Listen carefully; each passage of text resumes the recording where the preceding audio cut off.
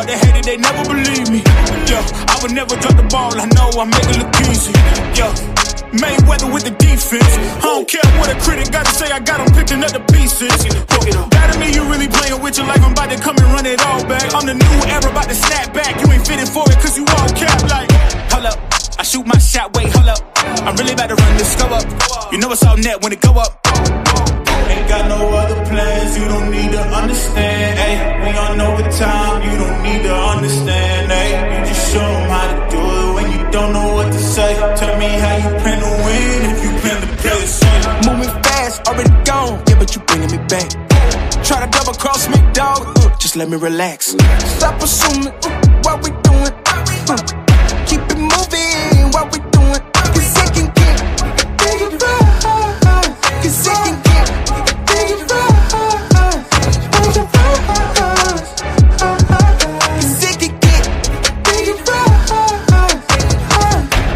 please don't play no games with me, I promise I'm too much. Ay, I can never let up even if you had enough. Ay, this ain't for the faint of heart, we always playing rough.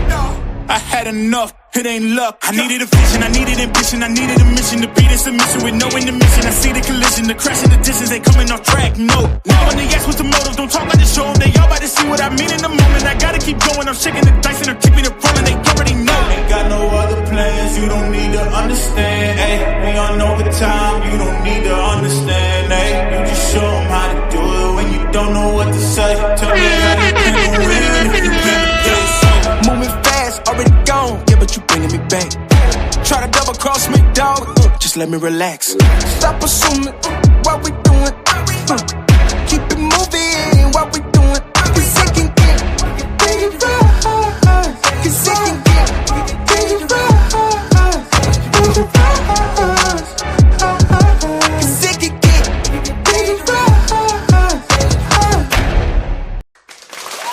All right.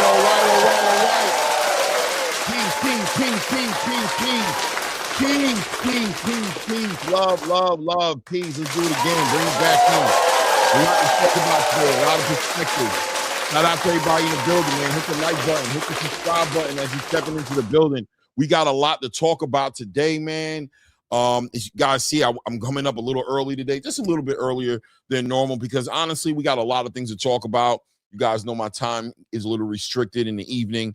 I got to get up out of here. At a certain time, I got to go, right? So I'm in earlier. I want to be able to cover these topics, man. So many different things to talk about today, guys. Good morning, wherever you're at. Good afternoon, wherever you're at. Shout out to everybody on the Twitter space, Facebook, wherever you're at, and obviously right here in the YouTube space. Make sure you're hitting that like button, hit the subscribe button. As well on the channel. We got a lot of interesting topics to cover today. And of course, we have a special guest that'll be stepping into the building. So, you guys know who it is. He's on the thumbnail. Love talking to him. Great build with him. Great perspective. Super transparent fighter. Just a team in general, man. Just makes it hard not to be a fan, a big supporter of Jaleel Hackett, man. So we'll talk about him. We'll talk to him about his performance on Sunday on Zuffa Boxing. That was his debut on the platform.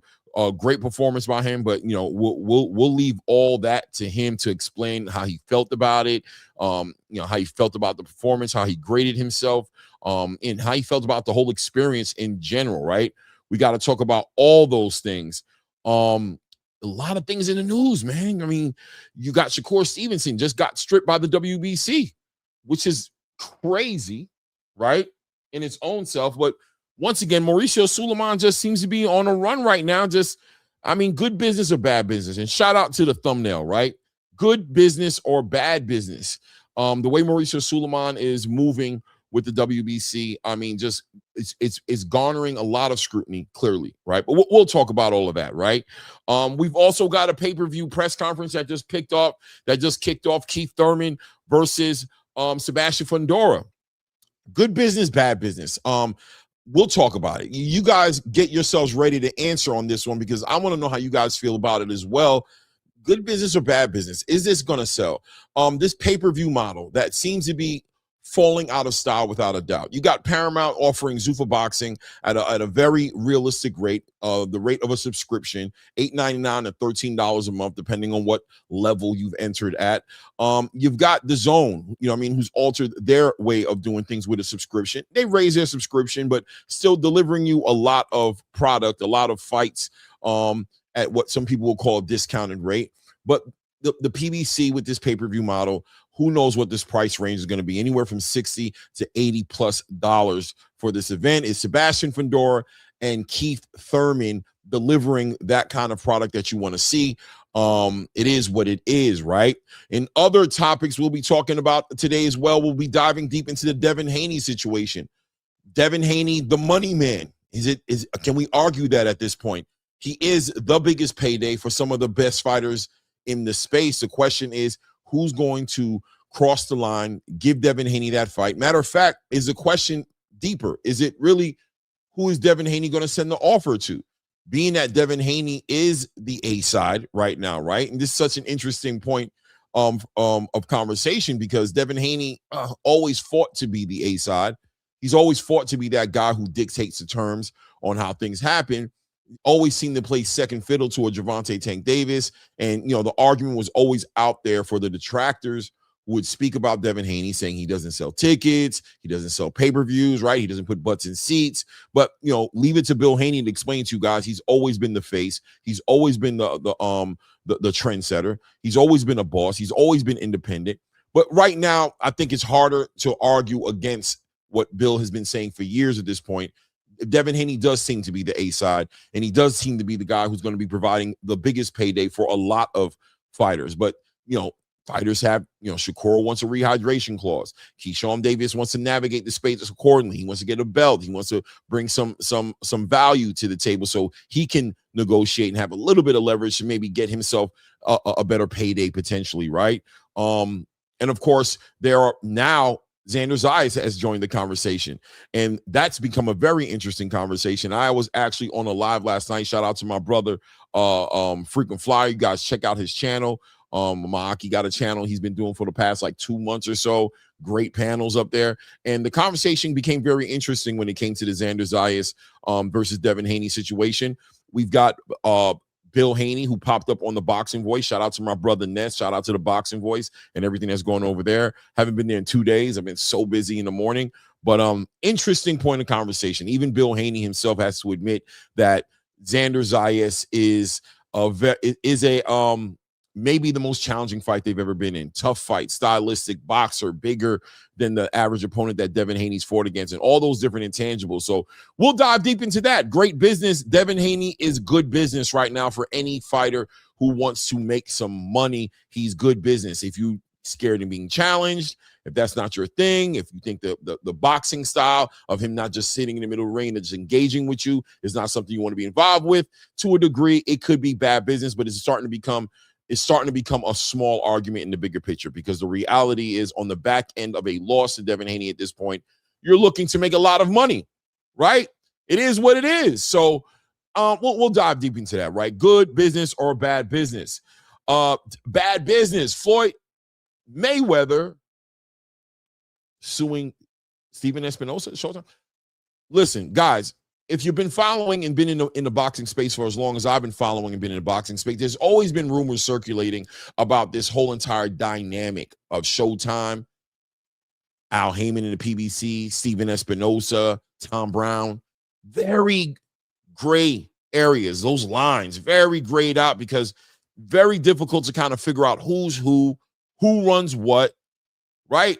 Who is in charge of what, who is moving what needle, who is liable if anything goes wrong with any particular situation. Well, to see or hear or see Floyd Mayweather now be in a conversation of potentially offering lawsuit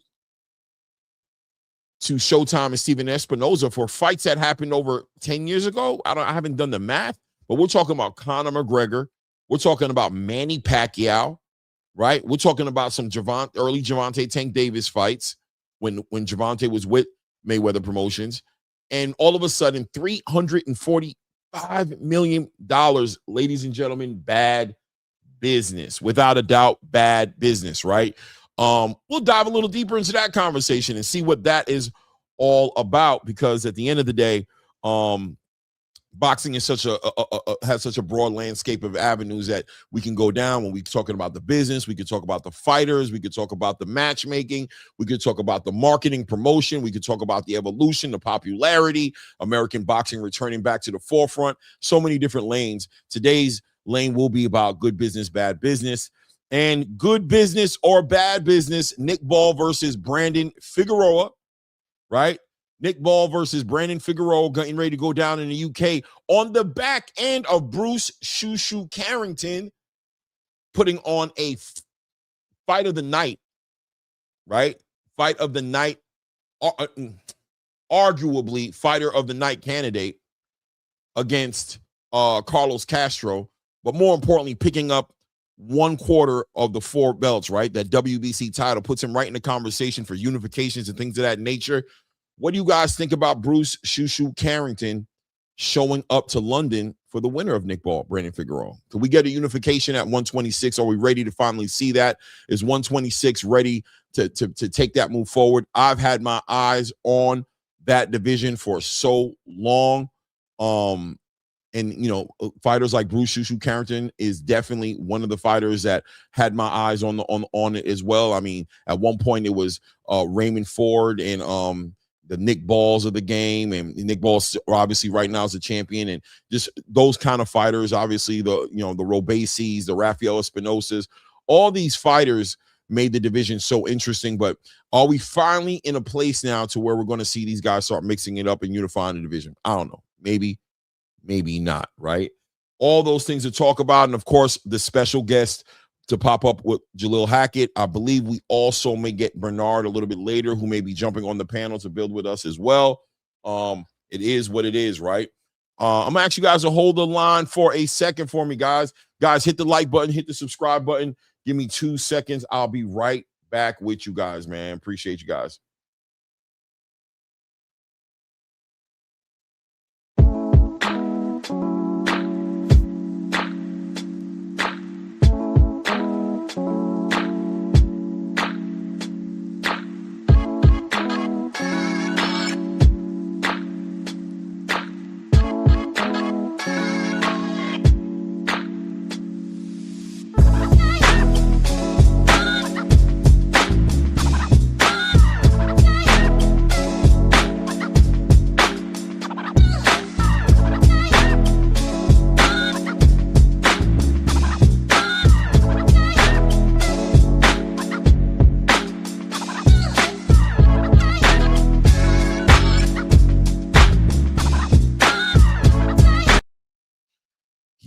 Yep. I'm back at it. Thank you guys for holding for me, man. Had to move around a little bit and get some things in order, man. It is what it is. So let's break it down. Let's speak on it, man. First point of contact. Matter of fact, you know what I want to talk about? Let's talk about Deontay Wilder, guys. Deontay Wilder, Derek Chisora in Talk Sports Radio. Deontay has a crazy crash out. Matter of fact, should I pull it up?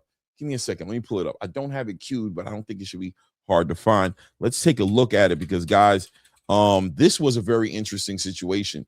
Deontay Wilder on this road back, you know, he says he's here for his own reasons and things of that nature. But I mean, ultimately, you know, it's always been an up and down. Okay, no, I just got a text message. It's always been this thing with Deontay Wilder, you know what I mean? And for me, love-hate relationship with Deontay Wilder, because at one point we remember Deontay Wilder being one of those guys, you know what I'm saying, in the heavyweight division, especially when we're talking about American heavyweight boxing. He probably was the guy, you know what I mean? But me always having contention a little bit with Deontay Wilder's resume, right? Just a little bit of contention with the resume, you know what I'm saying? And the buildup. And when he finally got an opportunity to get into the ring, you know, I'll say the first time I saw Deontay Wilder in the light that I wanted to see him in was when he fought against Luis Ortiz, right? I was like, all right, man, this right. Okay, maybe I can start buying into this. That Luis Ortiz was a legitimate opponent for Deontay Wilder. And he knocked him out, right? He stops him, fought him twice and stopped him. So that was great. Then he rolls into the Tyson Fury fight, and, you know, a hard-fought fight. That first one, is it arguable that he knocked out Tyson Fury, right? Even though Tyson Fury got up before the 10 count, he did seem to be kind of incapacitated. And listen, a lot of other referees would have waved that fight off, right? Yeah, you know what I mean? They would have waved it off. We got to be honest. He would have waved that off. But ultimately, what did Tyson Fury do? He got up, he performed, and he ended up running that fight to a draw. Obviously, a rematch-worthy fight. They make the rematch. Tyson Fury dominates Deontay Wilder. They fight again. But I think the thing that stood out in that whole entire situation was definitely the accusations that Deontay Wilder made, right? On the back end of a stoppage from starting when Mark Breland throws in that towel. Deontay obviously not in agreement with that towel being thrown, and he wanted to go out on his shield. But all of a sudden, a lot of conspiracies started to step out the way for Deontay Wilder. All of a sudden, there was thing going on with his water being spiked by Mark Breland. All of a sudden, Tyson Fury's, manipulating things with his gloves. Even gotten to like egg weights in his gloves, things of that nature. Rumors were circulating that maybe people were complaining about the suit he wore and being a little too heavy. Maybe took his legs out from under him. All these different things. All of these different things that he brought up. And I think that definitely did rub me as a fan the wrong way, right? It definitely did do that. Without a doubt, Deontay Wilder was making excuses. It comes to a point where if you're going to make an accusation, and this right here may also include Floyd Schofield, right? You make accusations, serious accusations, right? We're talking about bad, what's the word I'm looking for here? Bad faith moves being made behind your back to hurt you, potentially take your life from you. This is boxing. You don't play boxing. So if people are putting poison in your food, if you're accusing people of doing that, if you're accusing people of spiking your water, you're accusing people of manipulating their gloves, if you're not going to back that up with legitimate facts and make it available to the public, is the public wrong for putting scrutiny on of changing it from a reason as to why something happened versus an excuse, right? If the reason you weren't able to fight Tyson Fury at your full capacity is because you were poisoned, something was put in your water, or because Tyson Fury put something in his gloves, that reason is going to be based off of proof that you can provide. If you can't provide the proof, then it's an excuse, because we don't know. It's speculation. We don't know that it's true. And I don't know. I'm not a big law guy, but there's a certain part of me that feels like, lawsuits could get involved in a situation like that. And which Deontay Wilder spoke on it as well. He said it. He said, listen, man, if Tyson Fury feels like I'm lying on him, then, feel free to sue me. I think that's fair as well. That's fair. Okay. All right, whatever. But why do this? Why crash out like this on a situation like that? And the same thing with Floyd Schofield Sr. I bring him into it because it's another situation to where you have somebody who feels insulted by people questioning his integrity when he puts out an allegation like this and hasn't rolled out any evidence to back up the allegation, just continues to let us know he has the evidence, continues to let us know, but refuses to provide it to us. What are we supposed to think about that? And I thought it was also interesting in this one right here, Deontay Wilder possibly taking this into a racial situation. All of a sudden, why can't you believe the black man? Well, that sounds like some Me Too shit, right? It kind of sounds like the women who want to put the jackets on the men for inappropriate sexual behavior, deviant behavior, and we're just supposed to believe them on face value and start locking men up, charging men, doing all this stuff without any real evidence. And here we are in a situation to where Deontay Wilder finds himself in a situation to where he's in front of a journalist who has the heart to speak to the elephant in the room, as most journalists, I think, have stayed away from that, right? The media here in America have respected Deontay Wilder's wishes and not addressed this situation in a real way. Like, this guy did, right? Let me see if I can pull it up here and find it. 1 second. I'm trying to find it. Bear with me. Who's over here? They're trying to get the money. 1 second here. Okay. Okay. Here we go. Here we go. Let's do a little video reaction, huh? Hopefully they don't demonetize me for this one. But you know, sometimes you got to take a chance, right? Let's see this. Share screen, boom, share. Bear with me.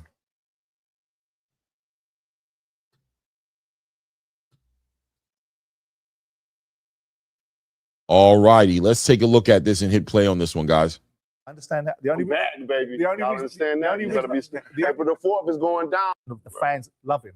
I wanted to move you on to Tyson Fury. I don't want to talk about him. No, you're going to. We're here about. No, but you're going to. We're not going to talk about him But at all. But as part We're of not going to talk about him at all. Understand that? No, fair enough. All right, then. So let's move on. It's No, all about okay. Derek Chisora, and that's it. I understand that. I understand that. The only We're back, baby. the only Y'all reason- understand the that? only You better be. reason- the April the 4th is going down. the only reason At the O2, you better be there. fabulous. You'll be a square. The only reason I mentioned it is because All right, so immediately Deontay's agitated, right? I mean, he's agitated. Clearly, he doesn't want to talk about it. And I think at this point, I believe his name is Simon. He can read the room. He sees the tension coming from Deontay Wilder, but he also has a job to do, right? And you're in the UK. You're in the backyard of Tyson Fury. This guy, Simon, has never had an opportunity to speak to you about this, right? I'm reading the chat. Y'all, you sitting there.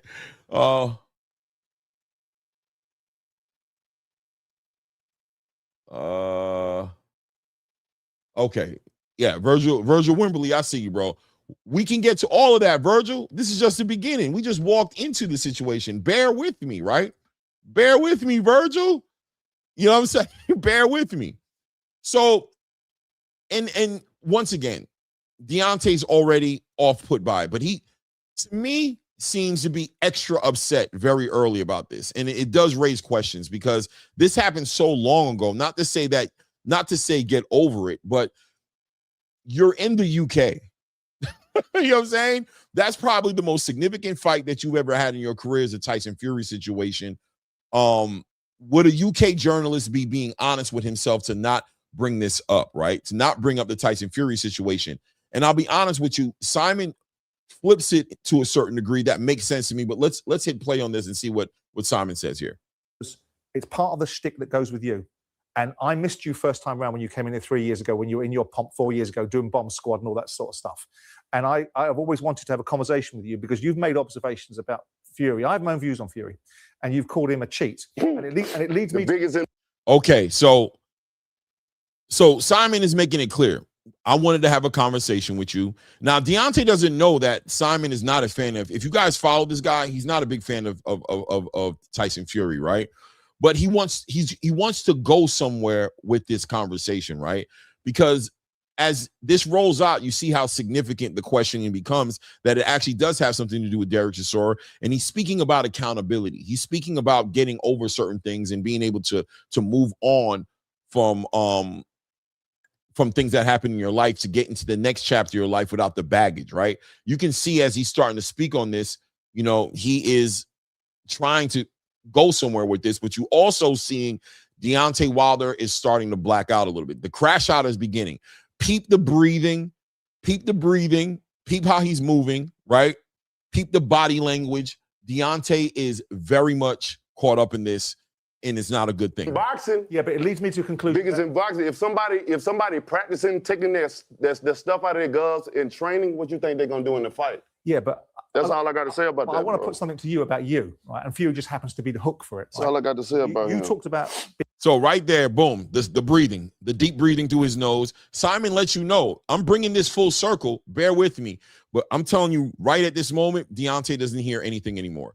He's completely, it's probably going ooh in his ear, and he is blown away. He's upset, really upset.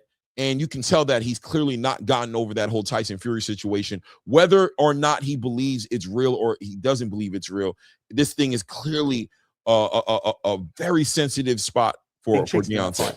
You talked about water being spiked. You talked about your Game of Thrones outfit being too heavy for you. I didn't say that. Facts. So when he says facts, I'm interested. Does that mean that you had the water tested and that there's documented proof that there were things inside of the water that shouldn't have been in there that affected the way you fought? Is that what he means by facts? Or is he just using it loosely?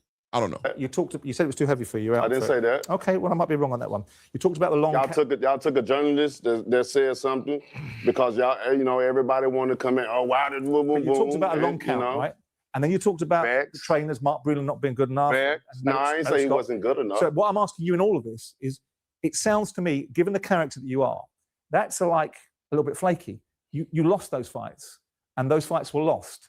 And you saying that someone like Fury cheated you in those fights, I think is kind of disappointing to me. You can say what you want. I know the truth. I have the facts. Okay. Once again, facts. Facts. And I think that's important. I think the facts are important in this. And if you have the facts, just like Floyd Schofield Jr., you're not providing the facts. What do you expect a journalist like Simon? What do you expect fans? What do you expect the public opinion to say? It gets kind of crazy. It gets kind of crazy at this point. And at this point, I'm not going to even go. I'm not going to even go any deeper into it because I'm going to tell you the truth that at the end of the day, until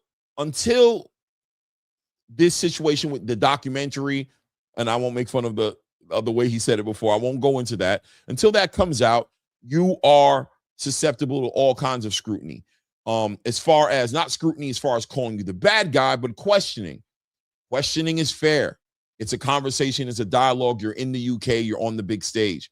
The crash out that happens after this situation starts to bring new questions up about Deontay Wilder. Starts to speak to his mental space and his mental health and his emotional stability. Because was Simon trolling a little bit, poking at the bear a little bit? I think it's fair to say that. This is the big show, the big stage. They're promoting a big fight where you and Derek Chisora are all buddy-buddy. You're having fish and chips throughout London. Where is the teeth for this fight?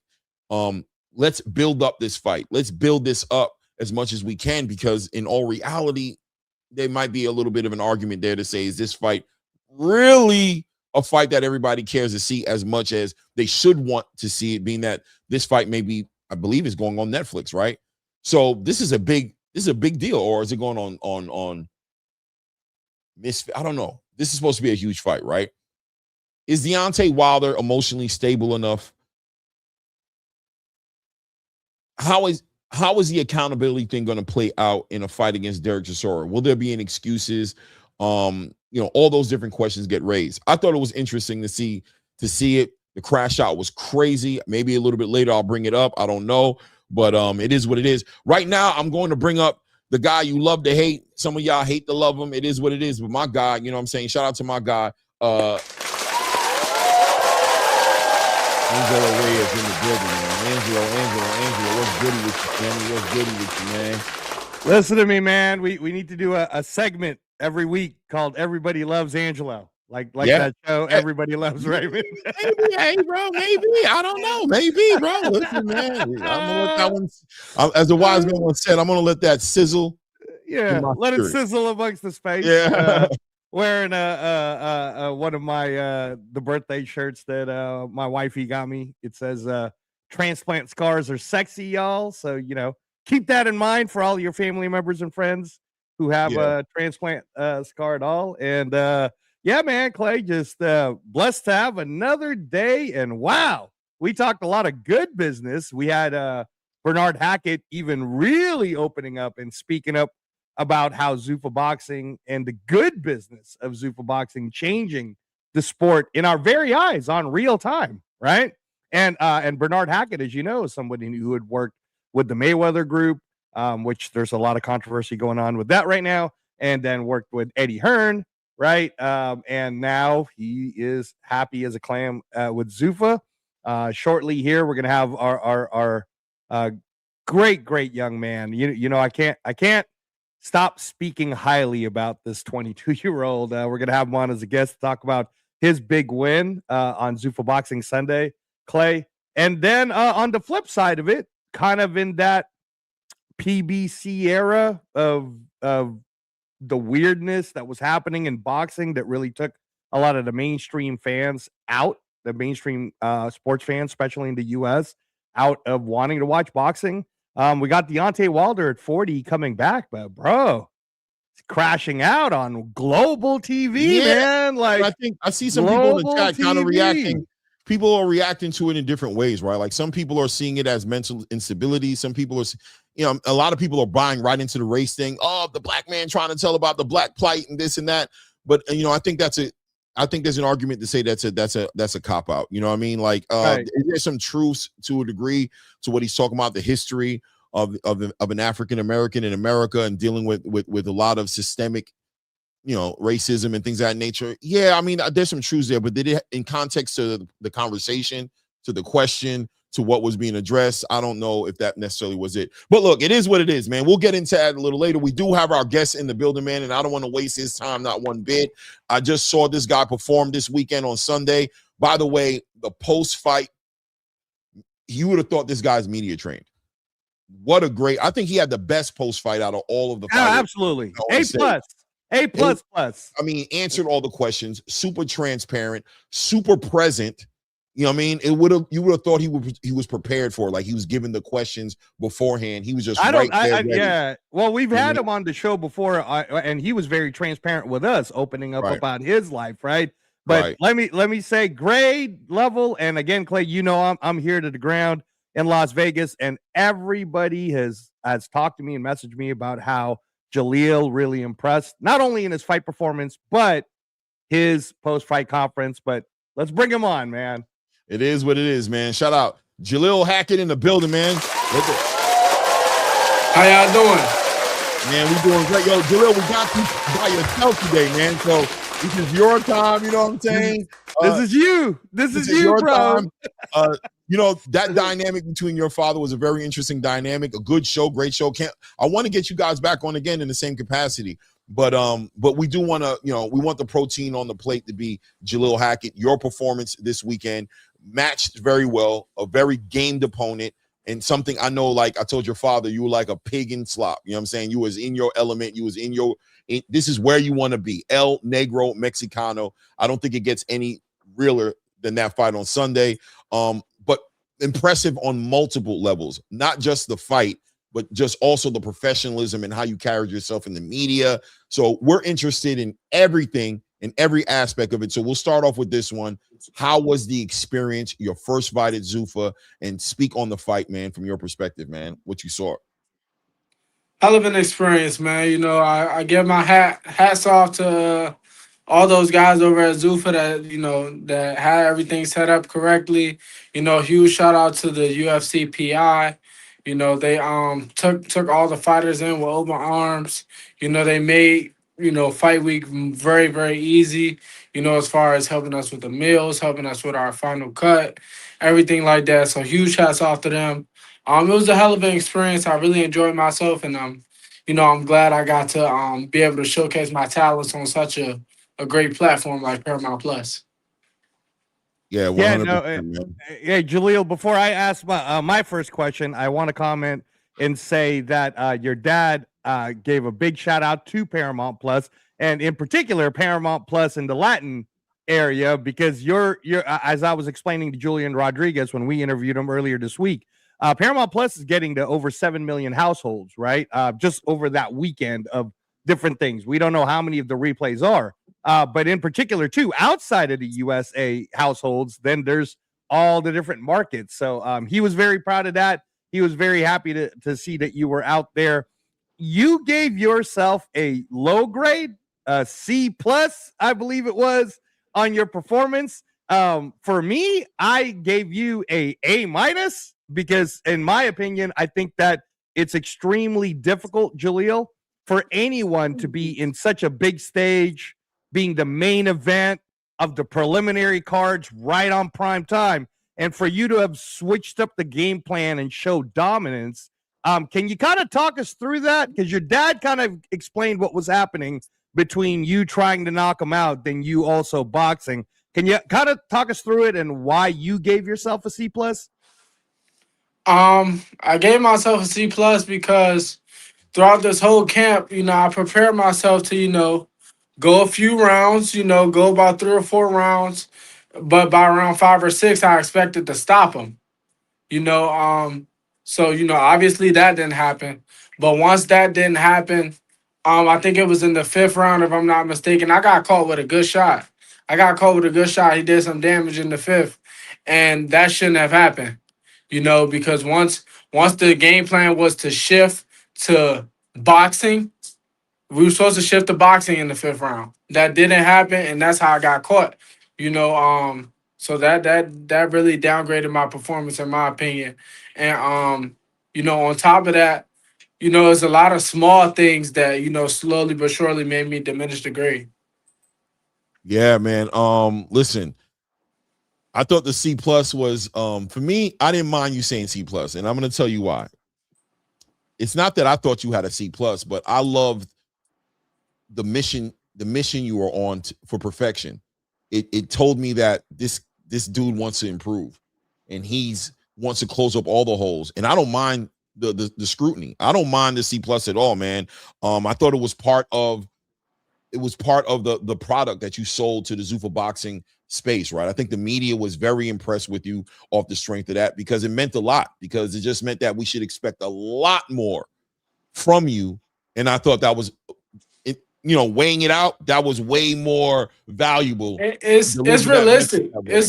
I honestly look at it. I gotta, I came in real, so I gotta stay real. That's a very realistic grade.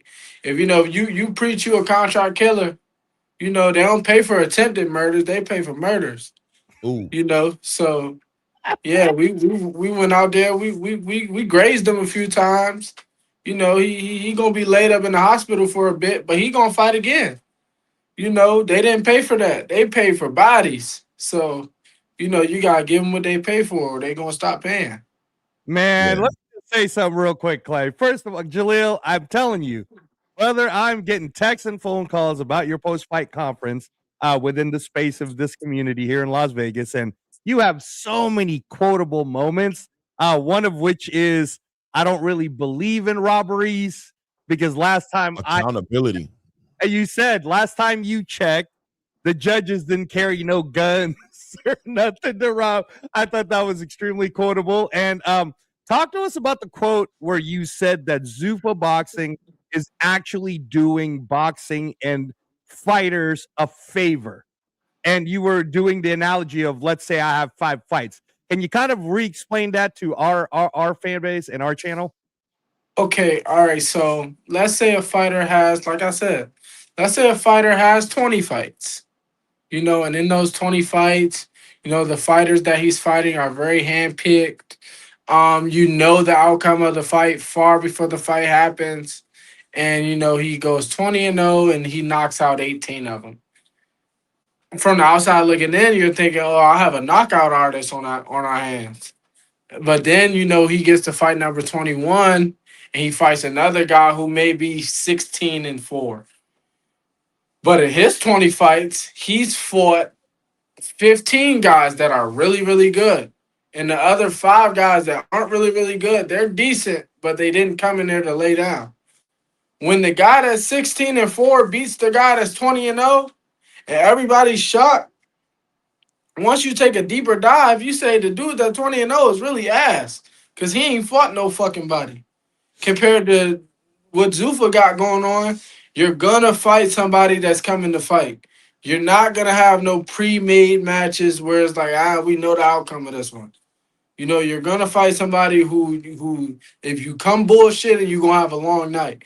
And and in the event that you lose, it's not the end of the world for you. I just think about the Kane Sandoval fight from Zuffa 1. Him and his opponent, they had a war.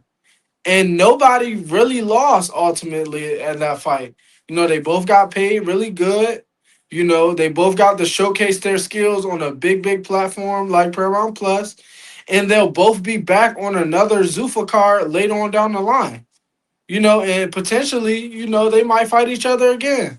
So it's like nobody lost in that fight compared to it was another fight that was also on that card where you know we had a guy completely dominate another guy because he came out there was like a deer in headlights. He won't be back on the Zuffa card more than likely because he came in there and basically laid down.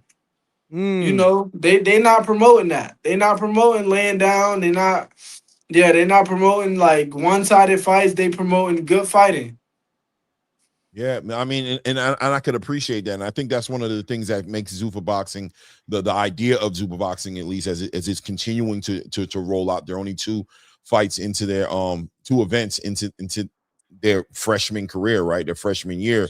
But yeah, man, the idea of the development, and I love the way you highlighted speaking to the development, the 16-4 in comparison to the 20-0, and you know that 16-4 fighter being a tried true fighter in comparison to somebody who might have been artificially flavored a little bit, right? Might have been his record might have been padded up, and the difference it's going to make on the big stage. I love that about that situation, man. So let me ask you this situation right here. Now that you've gotten a taste of it, how did it feel on the media day? You know, I think that's the first time I've seen you really, they showcase you, right? It was exclusively you.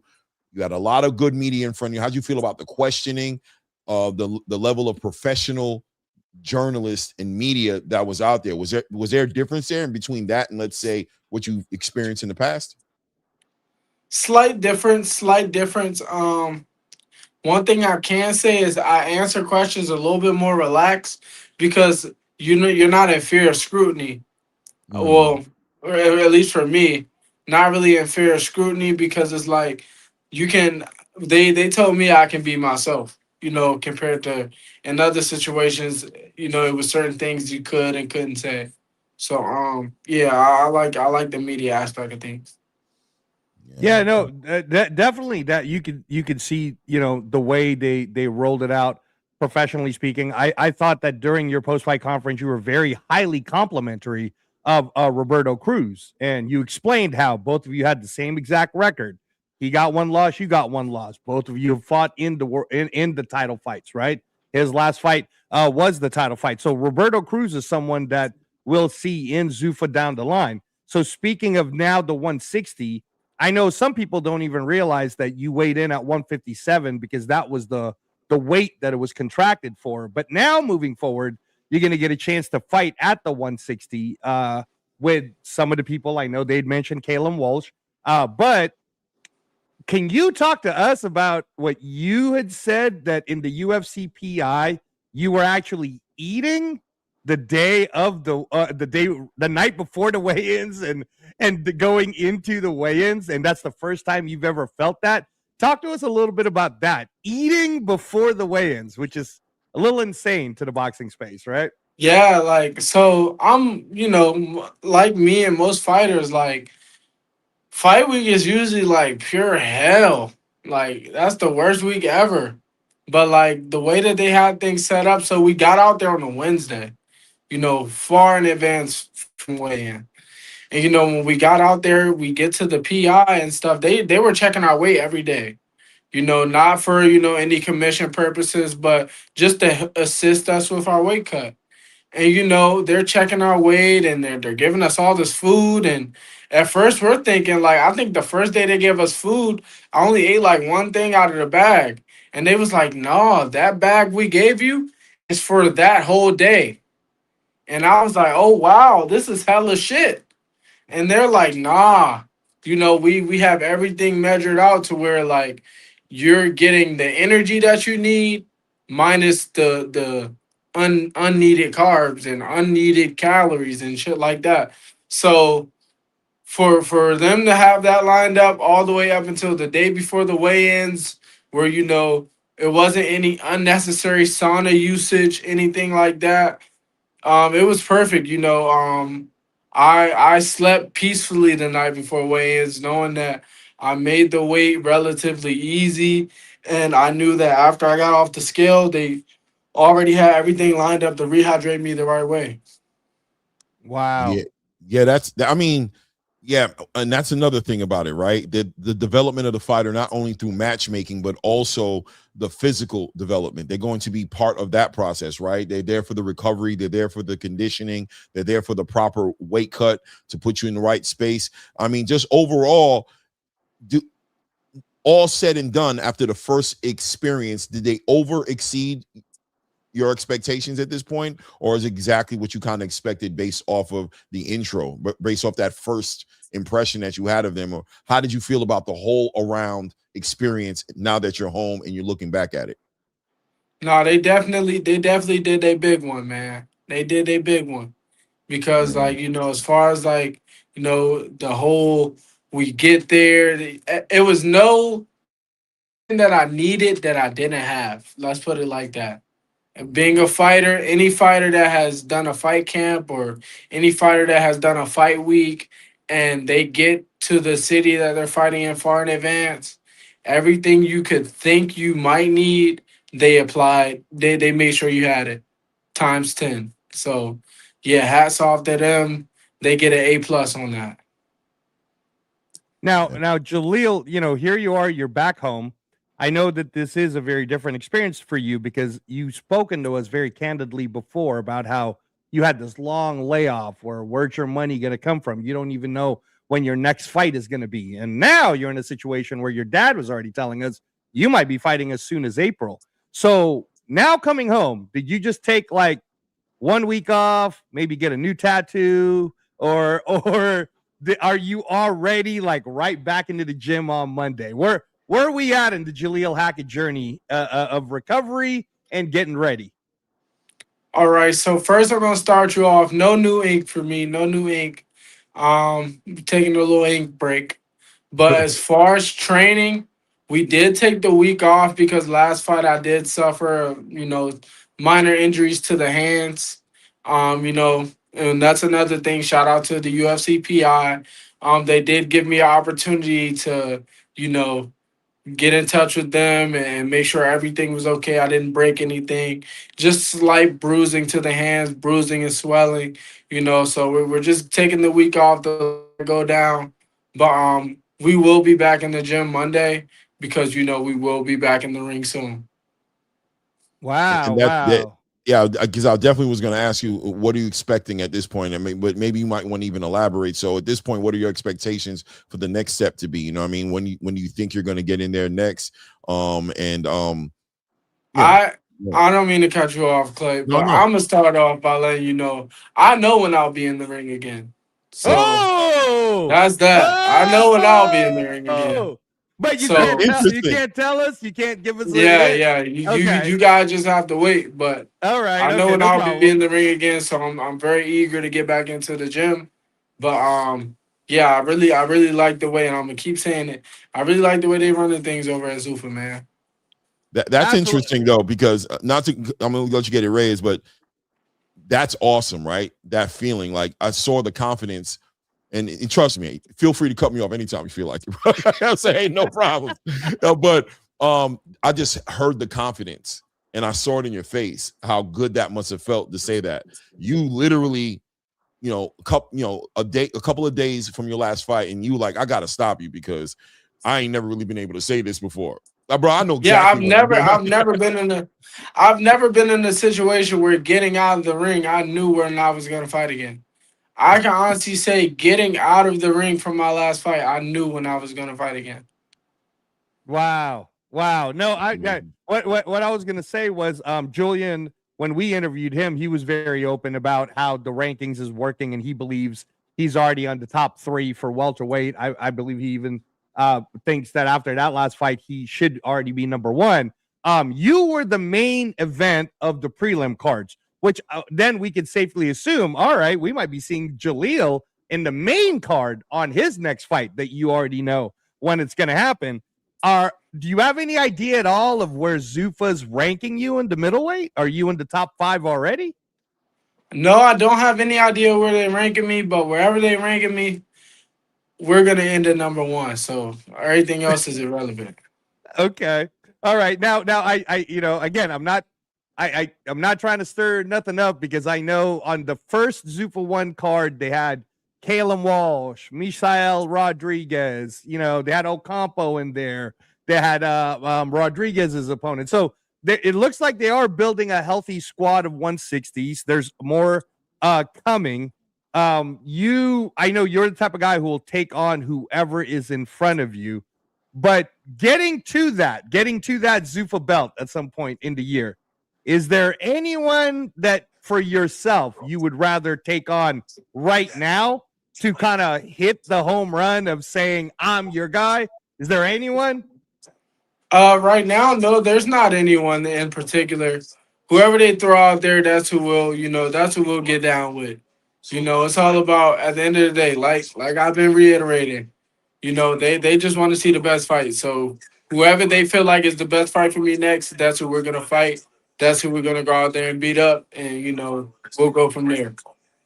You know, that's also another interesting point of a conversation right here, to say that, you know, now that you're in this system, I also notice how you don't even care who the next person is, right? Whoever, because is it because you know you're working your way up to where you're trying to get to? And because it feels like in the old structure of boxing that calling out the next fighter, you know what I'm saying, was the thing to do. But does that pressure not seem to be there in this system? Is it more so just I'm fighting the next fight, I'm active, and we know as long as we keep winning, we're going to end up where we're supposed to be? Is that where that comes from?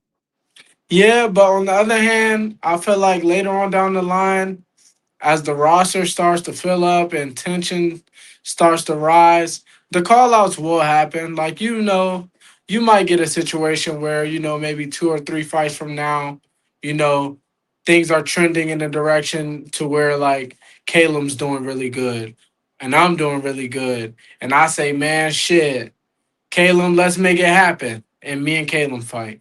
Or you might see a situation where Boachuk is doing really good and Rodriguez is doing really good. And Rodriguez says, Boachuk, let's fight.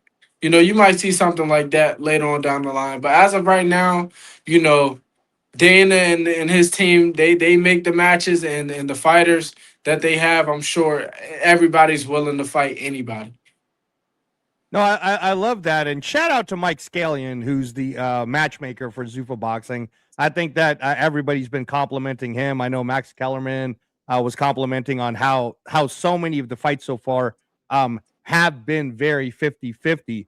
We're all excited for you, Jaleel. So I'm gonna kind of give you a twist of a question real quick, just to kind of lighten your mood a little bit. I know you're a huge football fan. It is Super Bowl week, sir. And we have the Drake May, right, with the Patriots, and the Seattle Seahawks and Sam Darnold. And as you know, our new coach, me and your dad are happy about Clint Kubiak coming in for us. But are you watching the Super Bowl? Is it a party at the Hackett House? And what are you eating? Because Super Bowl weekend usually has to do with eating also. So number one, at first I was leaning towards New England, but the closer we get to the Super Bowl, I think it's gonna be a game of adjustments. Whoever can make the best adjustments will win.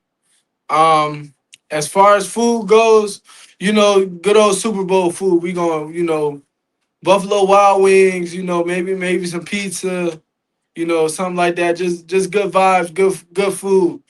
Good food for the Super Bowl. Good food to watch this good game, man. No doubt, no doubt. Hey, we got to remember, Jaleel. I last time I checked, you were a boxing fan, and you happened to be on a crazy weekend, right? You were the closer to a crazy weekend of fights, and I just feel like I couldn't let this slide and not talk about the fights that happened that weekend. First of all, let's start off with your card. As far as besides your fight, what did you think about the card? Did you get a chance to follow all the fights that happened on the card? Even looking back at it, what did you think about the fight, your card, the Zuffa card? We actually had a TV in our locker room, so I got to watch nearly the whole card. Huge shout out to Justin Valoria. That's my boy. He went out there. He got the job done. You know, he was the fight before me, so hats off to him for doing his thing. Also another shout out to my boy Van Houder, man. Shout out to Demazion, bro. He did his thing, man. And another one, shout out to my boy Hot Rod. Hot Rod, huge underdog. He went out there and got a knockout win. So hats off to him.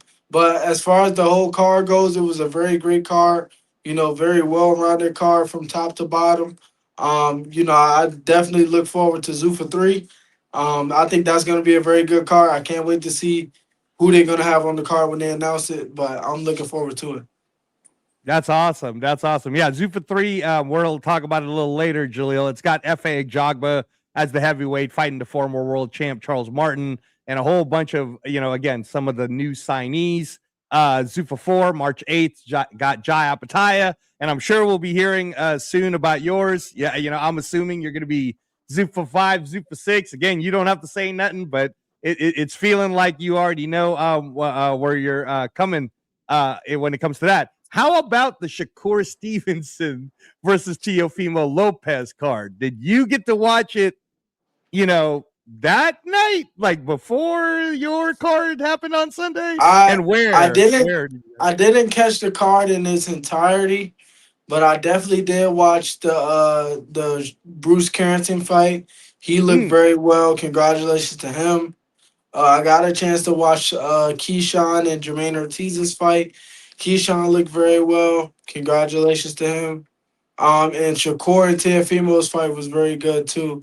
But Shakur pitched a shutout, man. That was a hell of a boxing lesson he put on. So, you know, hats off to him. Going into that fight, we asked you before. You had actually, you know, we spoke to you on our last interview, and you had some perspective on what you thought the fight was going to be. Is that how the fight panned out for you? Is it the way you thought it was going to be, or was anything different from what you thought it was going to be? Because you called for Shakur for the win, so you got the win right, but did the fight move still the way you thought it was going to move? I didn't think he was going to be that aggressive. He was very aggressive that fight.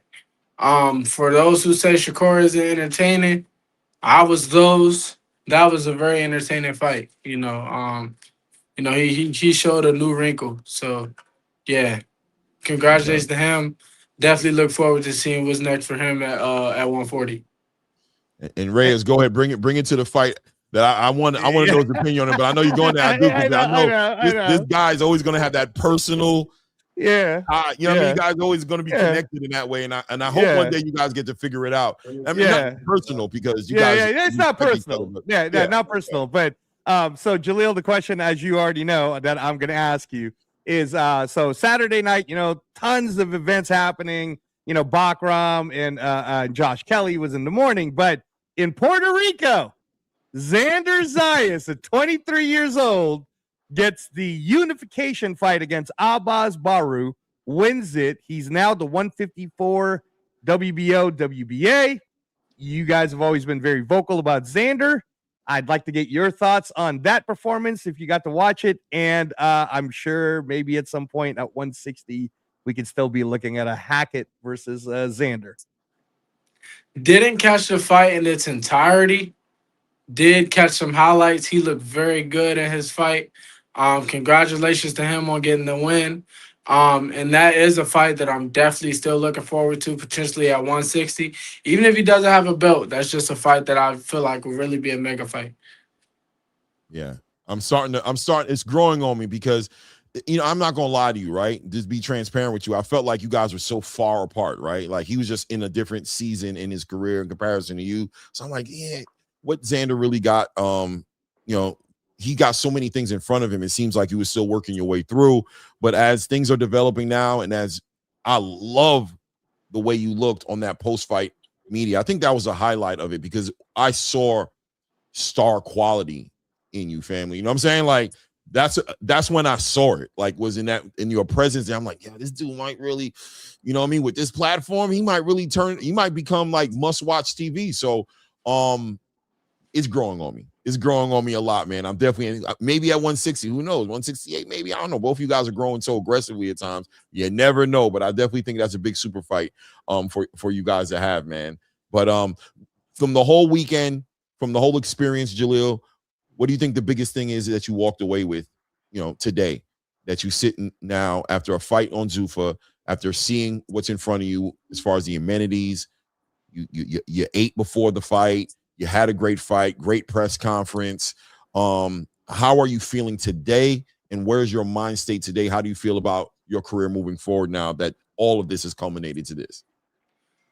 The mindset hasn't changed from a few weeks before the fight. I'm just anxious for the future. I was anxious beforehand. We got there. It was a hell of an experience. Now I'm anxious for what's next. Yeah, definitely feel the same way. Hey, Jaleel. So, again, I'm going to bring it back to here you are. You won the fight. In the post-fight press conference, you said, honestly, I'm a foodie, and I've been thinking about food this whole time. So what was the meal after the post-fight conference?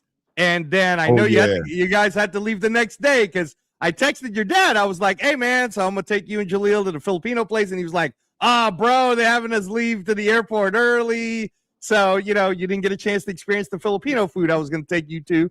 But I am curious, what did you end up eating that night and going into the next day?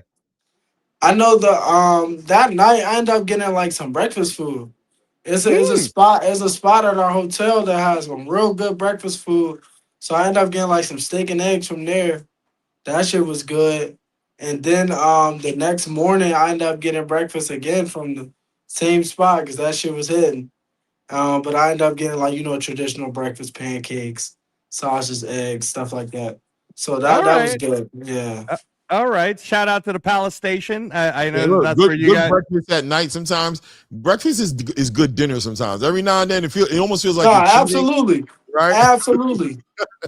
Breakfast is good, man. Some pancakes in the middle of the night, French toast, steak, and eggs. Sometimes that little combination hits the spot just right. Well, for sure, man. Yeah, in Vegas, I mean, the food goes all around, right? So, again, shout out to Palace Station. Next time, though, Jaleel, when you come back in that hotel, there is the dim sum place, which is the China Mama. I was trying to take your dad. I seen. I definitely wish I would have got a chance to try it. Yeah. So, and then my next follow up to it is, I don't know what you're wearing. I was trying to see it, right? But you look like you got a little fashion thing. I don't know if it's just cold over there or if there's some meaning to this. I was with my cousin. He was trying to get a chance to meet with you. I was trying to get the two of you to meet, but I know you were locked in for the fight. So he's a streetwear fashion designer. And, he was like, man, Jaleel might be the type of guy that I might want to be a model of some sort. So I'm wondering, are you into that stuff? Are you into like what Devin Haney does, Fear of God, or there's Chrome Hearts, Off-White? Like, are you into any of these type of things? I'm into what Jaleel Hackett does. Jaleel Hackett likes, a lot of brands. Jaleel Hackett likes to be stylish. Jaleel Hackett will go in Chrome Heart. Jaleel Hackett will go to gallery department. I will, make that call to Trent and be like, yeah, I'm trying to come cash you out at gallery. So yeah, Jaleel Hackett does like brands. This brand I have on is called Arctic. They make a lot of ski gear. So it's definitely very warm apparel. All right. See, I could tell there was a fashion thing in going on with Jaleel. He didn't just come on a full shot without any purpose. So I just felt like, all right. Nah, he's definitely a young bull out here, man. I know he's up on game, and like he said, I love the answer, by the way. You know what I mean? Jaleel Hackett doing Jaleel Hackett, and that's the most important thing, man. I mean, that's about it, man. I don't want to hold you up too long, man. Is there anything, I'm saying, you think we didn't talk about, or anything you kind of want to speak on mentally? How you feeling, man, at this point? Are you feeling like you're in a good place mentally? How you feeling? Mentally, I'm great. Always room for improvement when it comes to anything. But right now I'm doing very good mentally. We've had a lot as far as anything we missed. We've talked about everything. We've had a lot going on. I'm not sure if you guys keep up with basketball, but the trade deadline is here. Okay. A lot going on in the NBA. Okay. I feel like the Wizards are taking the pizza out of the oven before it's fully baked. That's just my personal opinion. I don't think they should have did some of the things that they did, but I'm not in the GM's office. I'm a fan, so only time will tell. But Yeah. yeah, no, we definitely touched on every topic. I appreciate you guys always for having me. To all my fans, I thank y'all. Y'all are really my motivation. Um, to my dad, he not on here today, talkative Tony, but I appreciate you, Dad. We put on a hell of a performance. I went out there and I was a very good game manager Sunday night. But you as the coach, you made all the right adjustments in the earphones, and I went out there and carried out the adjustments very well. It's always room for improvement, but I think we executed. We did what mattered the most. We went out there and we put on a show for the fans, and we got to win. That's awesome. Hey, Jaleel, and because you mentioned that, I do got to throw in one little thing at you. My wife, who I was telling your dad right away, like that night, right? You did the post-fight conference with Max Kellerman. My wife absolutely fell in love with you when you said to Max, and Max said, and you were saying, you know what? I want to get a knockout, and, I'm trying to entertain the fans. And then Max goes, but are you, or are you really doing it for you because you like to fight? And then you said, all right, man. All right, you got me. I ain't gonna lie. Yeah, like he caught me. I can't even lie, man. I can't even lie because a lot of people, it's crazy. So many people were hitting me up like, damn, bro, like, why don't you box more? Like, you was boxing them so good. And like, my honest answer was like, bro, that shit gets boring. That shit gets boring. Like, listen, you got to have a good time too, right? Like you got to be, you got to do you too, man. You got to. It's about the balance, though. You know what I'm saying? And that's what's going to be exciting to watch you. That's what's going to be exciting to watch you go through in your journey is finding that balance. And I think I'm seeing good things, man. I think that balance is gonna, when it hits, when it's just right. I think it's a lot of great things that people are going to see from Jaleel Hackett, without a doubt, man. Hey, Jaleel, Jaleel, you're an absolute superstar. It's going to take everybody to see what we've already seen. I told you this, young man, that when I saw you on the Underdog series of Fountain Blue, I said, that kid's going to be a superstar and everybody's going to get a chance to see it. So thank you for continuing to prove us right. We at ATP Combat Media like to do I do. I like to do victory laps whenever we make a prediction and it ends up being right. So thank you for being the superstar that you are. And we are definitely looking forward to having you back on soon. Yeah, for sure, man. Definitely, man. I appreciate y'all for having me once again. And y'all know anytime y'all want me, man, just reach out and I'll definitely come on if I'm available. No doubt, Joe. Appreciate your time, man. Thanks again, man. Jaleel Hackett, everybody. The next one, Group of Boxing. Let's get it. Good stuff, man. Yeah, man. Really impressed with him. Negro Mexicano. Yeah, man. Super impressed with that young man, without a doubt, man. And like I said, I told him, and I meant it, man. That post-fight conference was it really did it for me. You know what I mean? It really it came full circle for me in that moment. You know what I mean? Because I'm like, look how he's carrying himself. He looks like he belongs right there, right on that screen, handling the media, answering all questions, ducking no fades, whether it's in the ring or whether it's on a microphone. You know what I'm saying? Being questioned, that man ducks no fades, man. Yeah. You got to give him his respect, man. Yeah, no, and again, shout out to just their entire team, right? But also shout out to Mama Hackett. I told you, Clay, like one of these days, I'd like to get Mama Hackett on here because both Bernard and Mama Hackett raised such a fine young man. This you could just see it. You could see that there's an aura and a glow about this 22-year-old that he's such a good kid, man. He's such a good kid. Hard not to like this kid. Yeah, facts. So we're about to move on, man. We do have another special guest in the building. And now we get to talk some, current things going on in boxing, man, because boxing has a lot going on, man. And you know what I mean? You guys see I started the show early today. Yeah. And the reason I did is because my time is so restricted later on. And last time I felt like we left so much on the table And I'm like, I literally had friends in Seattle and Texas going, "Oh man, Clay had to go, bro. It was just getting good with this guy. He was just about to open up." Throughout my evening, as I'm at work, I'm sitting here thinking about it, like, man, that was getting so good. So I'm like, where can I make the adjustment? So we went on a little early today. Maybe it might be the new time. I don't know if this becomes a new regular thing, but I always want to leave time for obviously the guests that we have on here to express themselves. But also don't want to forget the fact that me and you, we love to talk about boxing. We love to talk about what's going on, bro. So we got somebody to help us along with the journey today. He's going to come and join the conversation. We got a couple of topics we're going to talk about. Some of them may be a little on the line of controversial. That's what we do. That's what we do. If we didn't dive deep into it. Hopefully he doesn't feel like we put him on the spot and throw him in the middle of a bunch of shit. We try our best not to. You know what I'm saying? But bring him up here. Bernard Hackett in the building. Coach Bernard Hackett in the building, man. Hey, good brothers. How y'all doing? Good, Coach. We're doing good, Coach. How you doing, man? I can't complain. I was blessed to have another day of life. Once God woke me up, everything else I can deal with. Yes, woke sir. Up this morning like, another one, right? Woke up this morning was like, and another one with the DJ Khaled. One. Hey, Coach, compliments to you again.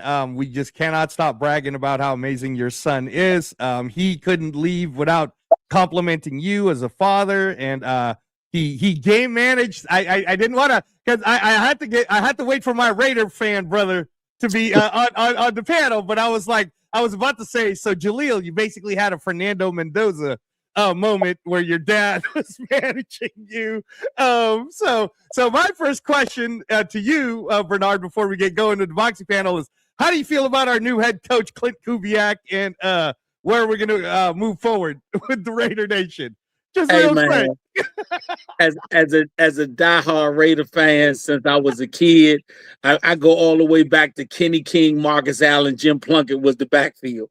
I'm happy. You know, to me, I think anytime we can get any type of new blood that is thinking this is the place I want to become a winner at, then we can do well. You know, I think sometimes different coaches just look at the money they're going to make, but I wanted a coach that's saying, hey, I want to put another Lombardi trophy up there. So I'm happy with it.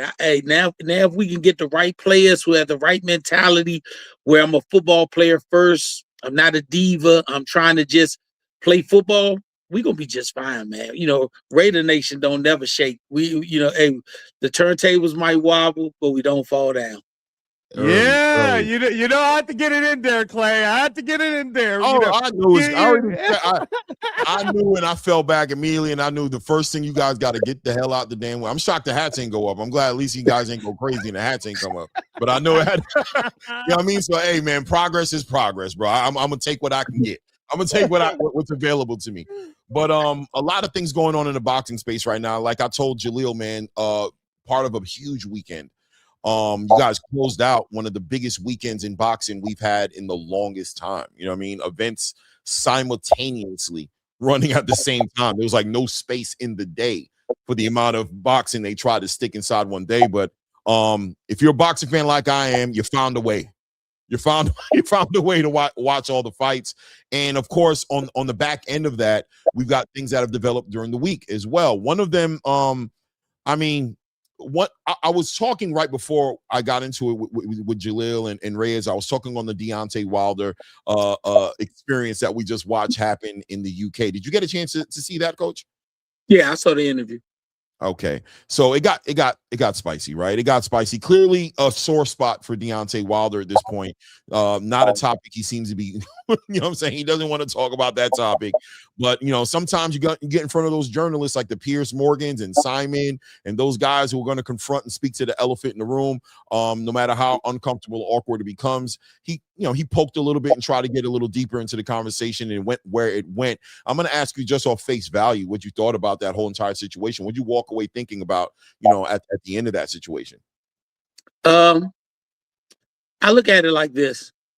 The same media that you love when you're getting built is the same media you got to love when they're poking at you and tearing you down. I mean, that's That's what our job is, to make the news. Their job is to report the news. So you can't get mad at people for doing their job. Yeah. Yeah. What do you think of it when it's all said and done? You know what I mean? Yeah, no, I mean, me and Clay, we have a lot of deep discussions, Coach Hackett, when we're talking about it privately before we go on the show, and some things make it to the show and some things don't. But mental health is definitely a big play into it. A lot of the things that I'm hearing Deontay Wilder speak on makes me a little concerned about how he's going to be in this next fight with Chisora. You're in the boxing business right now, and you know that it could be a very, very toxic place. I think that, I don't want to say he got baited into the question, but I certainly believe that, unlike the young man that we just saw today in Jaleel Hackett, it's almost like Deontay, maybe he never had it, or maybe he just forgot that this is media, and just like Mr. Coach Hackett just said to us, you gotta be cool, man. You gotta be cool. I don't think it was a good look for just America in general, because you're in the UK and you're representing, you're still to this day the greatest heavyweight we've had in recent times. So I don't know, man. I hope mentally he's okay. But what do you guys think about that? Do you think that at 40 years old, getting closer to 41, that he's in a good mental health space and it's a good idea to get back there? I'm gonna be honest with you, right? This thing there's so many ways to speak about this, and we're not gonna make it all about Deontay Wilder and this crash out today, right? There's so much to talk about, but I'll say this. I respect his beginnings, right? Fighting to take care of his daughter, starting so late in the game, and just, kind of really just winging it up until this point and finding so much success early in the game. But I do think boxing, the way it's set up, and just like we just happened to be talking to Jaleel, and how competitive he expects his next fights to be, and how the buildup is, right, in comparison to when he said 16-4 versus a guy who's 20-0, and maybe the guy who's 20-0 has been propped up to be this fighter, right? And whereas the 16-4 guy is a little bit more tried true. I think in the latter half of Deontay Wilder's career, he was confronted with a lot of competition. Heavier competition. It was a big step up for him, and maybe his season, as far as when he was at his best in his prime, didn't match up with when he had his biggest fights, and it looked the way it is. But being able to deal with that, being able to deal with defeat, adversity, I think he needs accountability, and I think without accountability, he's gonna have a hard time dealing with this. The onus, which I think Simon was trying to put it on, was on the idea of accountability, on the idea of, can you accept a defeat? Does it have to be somebody poisoned your water? Does it have to be somebody, put something in their gloves? Even if you have the proof, if you're not going to provide the proof, off the sake of presenting yourself into the public, can you accept and move on from falling down? Or does it have to be somebody else's fault? Is somebody else dropping the ball? That's where I'm at with it. I think a lot of young athletes going into their high school, college, pro careers have always been alleviated of blame. And because they've always been alleviated of blame, and other people step in front of the bullet, even when they know it's not their turn to get shot, by the time they get to the point where Deontay is, they're asking the question, why do I have to be accountable now? I've never had to be before. So, do you blame the dog, or do you blame the people handling the dog? I've never seen somebody with proper training have a dog that's out of control. You only see that when the dog has always been allowed to be out of control. If you want to scrutinize, I don't want to scrutinize Deontay Wilder, and I'll tell you why. The reason I don't want to scrutinize him, because when did you ever scrutinize him before? Mark Breland is one of the most upstanding guys in boxing, one of the most respected men in boxing, had a great career, took his ups and downs, took his losses, And if nothing went wrong before, why is it that when we get to that point, it's cool to be disrespectful to a man that did nothing but try to help you? Yeah, you paid him, but that's his job. You know, at no point have we ever had scrutiny on Mark Breland about doing something underhanded to one of his fighters. Why would we pick tonight to have that? And when did we see Mark Breland with a $5 million inflated bank account overnight? So if you're going to do that, it has to be some type of value to the value system, not just seeing one individual guy lose. And if you're not going to scrutinize him for what he said to Mark Breland, and that's just us being outsiders, respecting the game, respecting Mark Breland as a coach, respecting him as an ethical man, then why are you going to wait till now to scrutinize Mark Breland? I mean, scrutinize Deontay Wilder. To me, you been knew that dog was a biter. Now you want to scrutinize him when he bite the mailman. But you ain't scrutinizing when he bit the neighbor, when he bit your wife, when he bit your friend, because you wanted the friendship of a person. Something amazing came to me, and you just brought this up. Bud Crawford was on another podcast, and the man said, "I sell my soul for $100 million." And Deontay said, and then Bud said, "Well, you just told me what type of man you are." Yo, didn't he? Didn't he do that? You just told me what type of man you are. It wasn't disrespecting, but he said, "You told me where your number is." We might not, you know, my son might not be a millionaire yet in this boxing game. My son might not have achieved to get the title yet, the big title that he longs to get. Maybe he never will with Zuffa creating their situation. Maybe he gets a Zuffa title. But at the end of the day, every promoter that we walked away from shaking hands and went our separate ways. We shook hands coming in the door. We shook hands leaving the door. The only expectation we can hold any promoter to is to expect them to pay the check that they agreed to and expect them to promote us. A million people asked my son and myself separately and together how we felt when Eddie Hearn said what he said in Puerto Rico. And my son didn't make a complaint. I didn't make a complaint. But the one thing that, you know, I do say is, if you're gonna do that, fighter or promoter or anybody else, be even across the board. And when I say that, I like I said, I'm not gonna just leave it on Deontay. I say this, you were critical, not you meaning you, but you meaning the media. They were critical about Deontay Wilder and this, what they call crash out. I don't see anybody being critical about Eddie Hearns. My son made weight in Puerto Rico, struggled like hell to make it, then went out there and gave a great performance. I don't talk about the win or the loss because my son said I didn't do enough. But at no time did he back up. Did you ever see him think about quitting or anything of that nature? And for Eddie Hearns to go and berate him the way he did, he's not professional, he's not this, but he made weight. But then you turn around and you have another one of your guys miss weight by 8 pounds. By 8 pounds. More than once, too. And you want to act like that didn't even happen. And on top of that, the same week that he berated my son, 2 weeks later, you're standing up for Keyshawn Davis after the situation happened in Norfolk, and he's not even one of your fighters. So my thing is, I can take anything you throw at me because that's how we have to be. You chose to be in a public light. You chose to put yourself in this situation.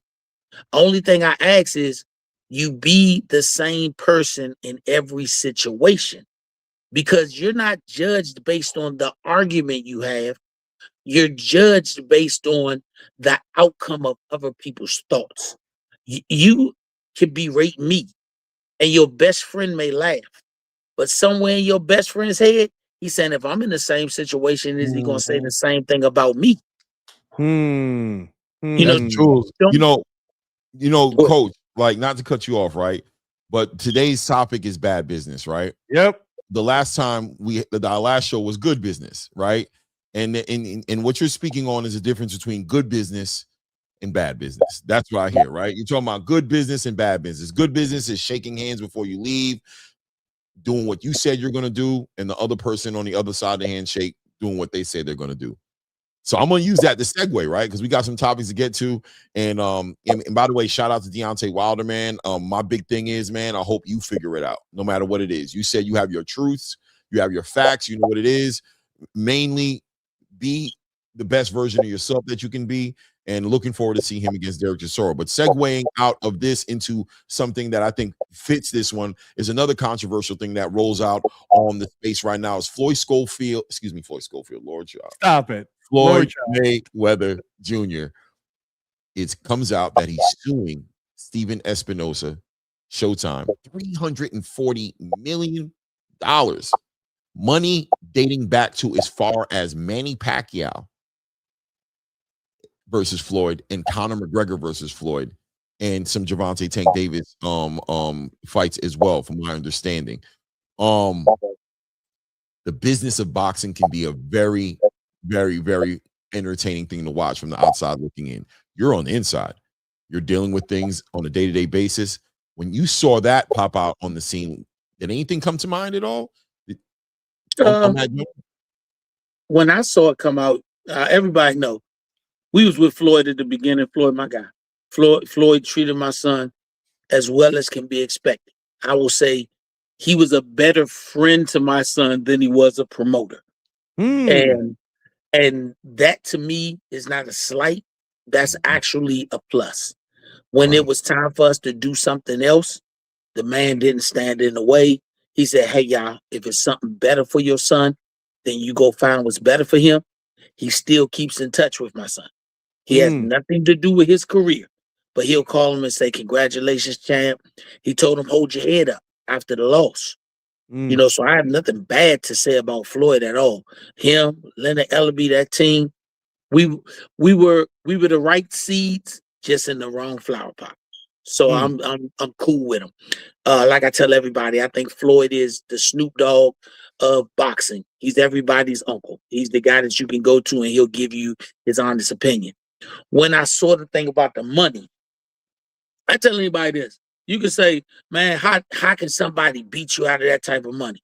I tell the average person, go check your bank account. Go check your pocket.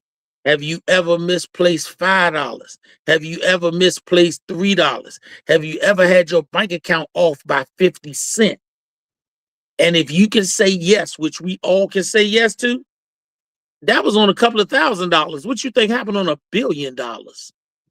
I mean, we can't put ourselves in Floyd Mayweather's situation. We can't put ourselves in Deontay Wilder's situation, Canelo Alvarez situation. If all of those guys go look back, somewhere some money is missing. Them what they call rich people problems. That somewhere some money is missing. If you go ask Mike Tyson, if you ask Floyd Mayweather, if you ask a lot of these fighters, you can ask Bud, you know, any of them. I bet you it's a car that they own and they don't even know where that car at. Those are called rich people problems. I did have one of those. What the hell is that thing? I ain't seen that thing in a minute. What? Yes, those rich people problems. But if you go ask a man that only got one car, he'll say, how can you misplace your car? Yeah, you got the money. We talking about dudes that got multiples of everything. You talking about guys that are taking care of families. Look at some of the NBA guys that have said, hey, man, my sisters, my brothers, and my mother had ATM cards. We went through $100 million. Look at Antoine Walker, good brother, but helping everybody. He went through over $140 million. We're not gonna act like Floyd is the first person talking about this type of money is missing. And when you think about it, I think Mikey was just on last week. I see Mikey on somebody's podcast, and they said, Mikey, explain what $1 million check look like. After he broke it down, $1 million check looks like $300,000 in your pocket. So where's the $1 million? Mikey Garcia. Shout out to him because he always give it to the media real. He said $1 million after you get to fold it and put it in your pocket is only 300,000. So we gotta stop getting critique from broke society, critiquing rich society. Right. We You have don't no we don't idea. we don't understand that a wealthy person can file bankruptcy and didn't lose a thing. A broke person can file bankruptcy and the eviction people putting their stuff out front. Two different things. We as an ordinary society, we need to become better educated on financial literacy. Yes, sir. If Yes, we sir. become better literate to how money actually works, we won't base everything solely on money. When we see athletes do stuff at the top of the game, man, he took $40 million in stock options in a business that the team owns because that made it where he actually saw $40 million as opposed to taking $40 million and he only sees 12 million of it. Right. We gotta develop, and that's the thing that I'm hoping to do with my son about financial literacy. Any other young boxers or young people that come to me, tell them about financial literacy. I think that's part of the role that we've been missing in managers. Managers in boxing, financial literacy goes as far as the check they have to get from you as the fighter. I've never heard the manager say, hey, let me show you the best direction to do with your money. Or, hey, I'm investing in this. I can get you in with $20,000. That's the piece that we're missing. Every major sport, they have some sort of financial literacy that they offer to these young men and these young women. So I'm looking at the bigger picture, not just Floyd Mayweather talking about 350 million, because there's a lot of blame to go around when you're talking about that much money. And 9 out of 10 times, the blame goes to the people who smiled in your face the most. Yeah. I think that's interesting. I don't know, Reyes, if you want to tap in. I mean, when you saw I mean, to me, it's just interesting because I'll be forward with it, Mr. Hackett, for myself. And not that I'm saying you're not, but you know, when I was in the industry, right, I was working with great people like Alan Tremblay, who still to this day is known as one of the, not only a pioneer, he's a Hall of Famer in the boxing, in boxing as a promoter, but just a good man. Everybody wants to work with him because he did things above board.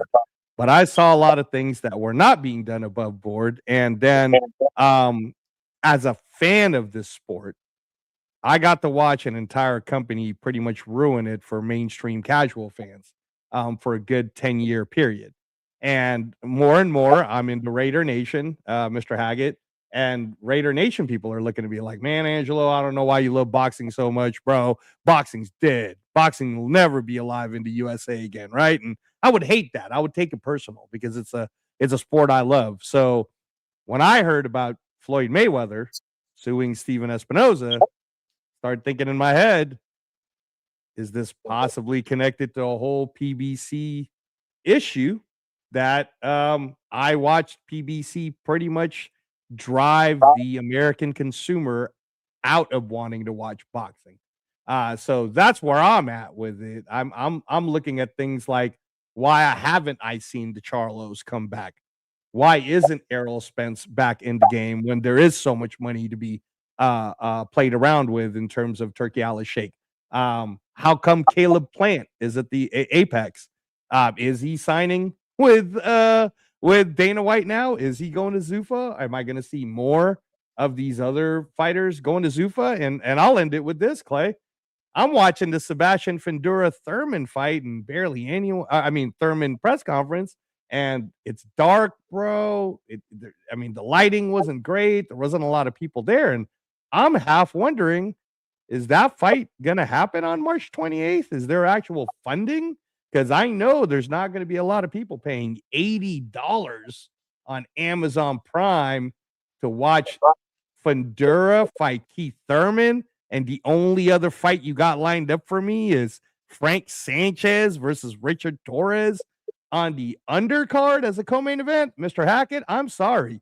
The Zuffa boxing on Sunday, to me, would have been far more worth paying $80 if we're going to play that game. And I got that for the total price of $8.99 for the entire month while watching Landman and Mobland and Yellowstone. Shout out to Landman. Shout out to Mobland. So the economics has changed for me, Mr. Hackett, and I'm all about the fan base. So when I saw that, Clay, I'm wondering. I'm throwing it out there, but I feel like you wanted to respond to what I was saying, Mr. Hackett. No, I think you're right. I think what Zuffa is actually doing, that whole superstar team, like I told you, I think they have all-star team. And, you at the helm, you have Dana White, you have Turkey Al-Sheikh. They're on the same side. I was laughing with some of my buddies a while back when we were talking about potentially going there.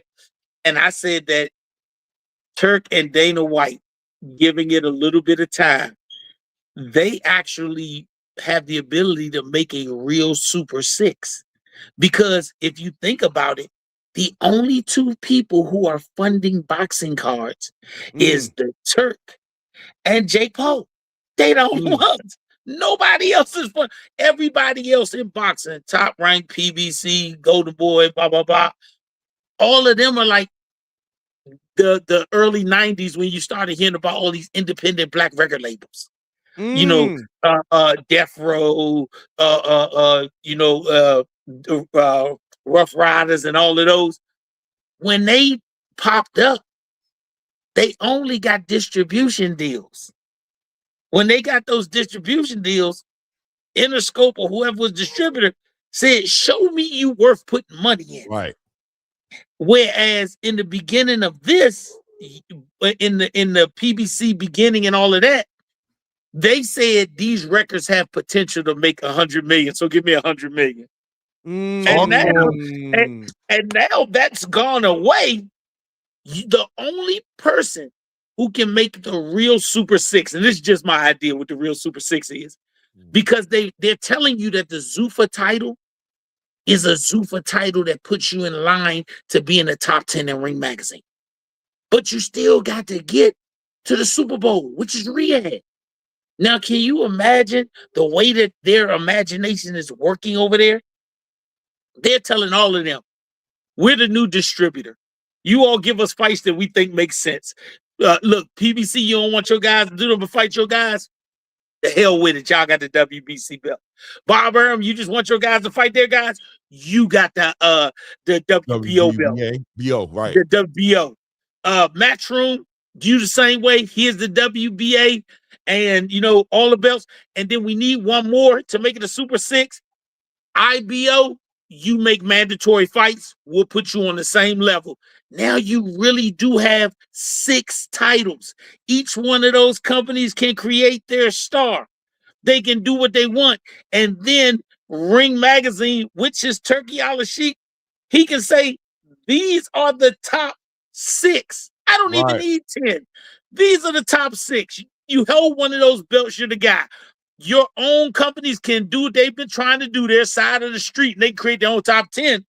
But now those 6 will have to fight in a tournament amongst each other to see who is the ring champion. And the final 2 fight in Riyadh. Somebody's going to have 3 belts. The other one's going to have 3 belts. The winner becomes the ring champion. After that, the ring rankings say who gets the shot at all 6 belts. They'll never be broken up again. No, I love it. I love it, Coach. And that's what I see what they can do. Because everybody Coach, eating off their money. Yeah, facts. I think it's about the new way of doing things. It's a business model, right? And just I guess dialing back a little bit to the Keith Thurman, Sebastian Fundora, that model seems to be outdated now. And it seems to be being received that way, right? As a boxing fan is evolving, right? As things are evolving in the space, the delivery model is evolving. It's gone from the pay-per-view model and it's laid on these streaming platforms now. And you're seeing it with what Zuffa is doing with Paramount, and even with the way they modify things with the Zone. You're seeing them trying to move with the wave.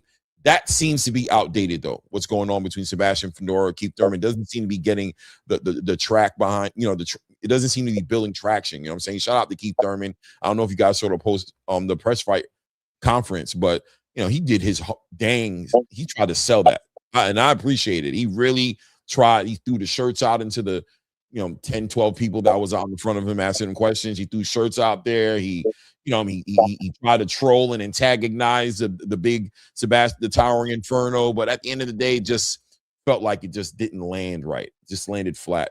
So they don't have the personalities for it. To me, I think Right. Sebastian Fundora is a monster. I love watching him and his sister fight, but he has a Wall Street personality. Right. Keith Thurman, I think sometimes Keith will dress like Wall Street, but try and be over the top, and it doesn't balance out when you see it. So that kind of will kind of run you away because it doesn't give you that appearance or that feel of it. But when it comes to that model, I think that model might be done to a 90%, but it is still people like, I think it's a model that's made on Yeah. You got a certain level of fight that lives up to a Rolls Royce level that you can say people gonna pay for. Bud Crawford, Canelo, that was Rolls Royce. Bud Crawford, Earl Spence, Rolls Royce. But every fight is not a Rolls Royce. The thing that makes Rolls Royce beautiful and exclusive is they're a handmade car. It ain't but so many of them made. The thing that makes Toyota affordable, they make thousands of them. You got to look at boxing in the same way. The average fight is just to build a fighter's fan base. Yeah. But every fight is not the fight where you put something mega on and you think people are going to pay for it. That doesn't make sense.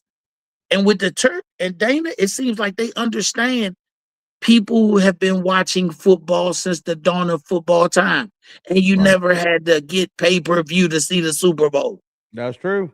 Amen to that. It used to be special. The pay-per-view used to be for something special, like you said, handmade. It used to be reserved for the most elite, for the most, just like you said, handmade, custom made, custom fit, great era-defining fights was on pay-per-view, and people would come out because they've been waiting on it. It culminated to the pay-per-view, right? The pay-per-view used to have stories, and it used to make sense when it came to the big show. Like, finally, we're getting this thing that we've been waiting on, that's been building. This fighter's been fighting this fighter, this fighter's been fighting that fighter, boom, boom, bap, bap. Shit's been moving around, and finally we get the big fight.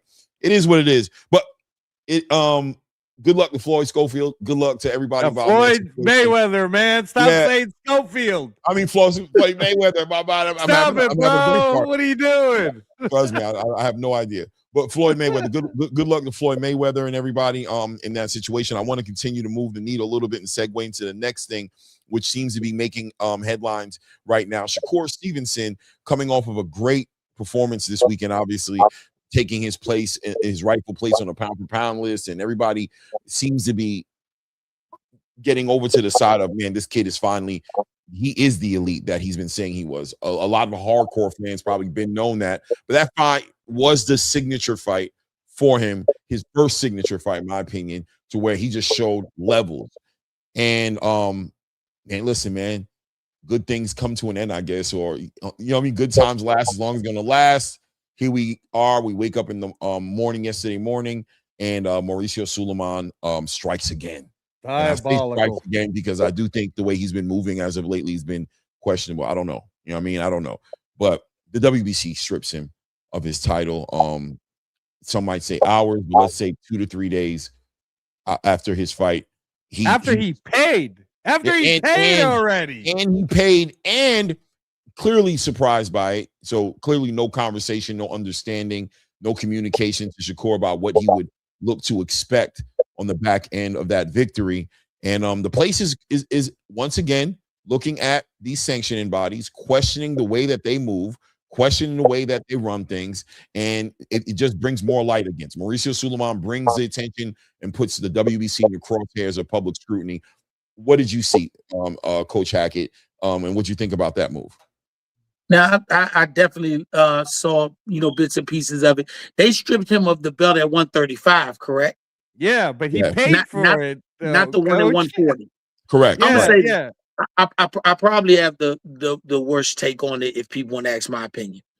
I think whenever you designate that you are stepping up to a new weight class, if you win the title at the new weight class, That should be a foregone conclusion. Automatically, they strip you.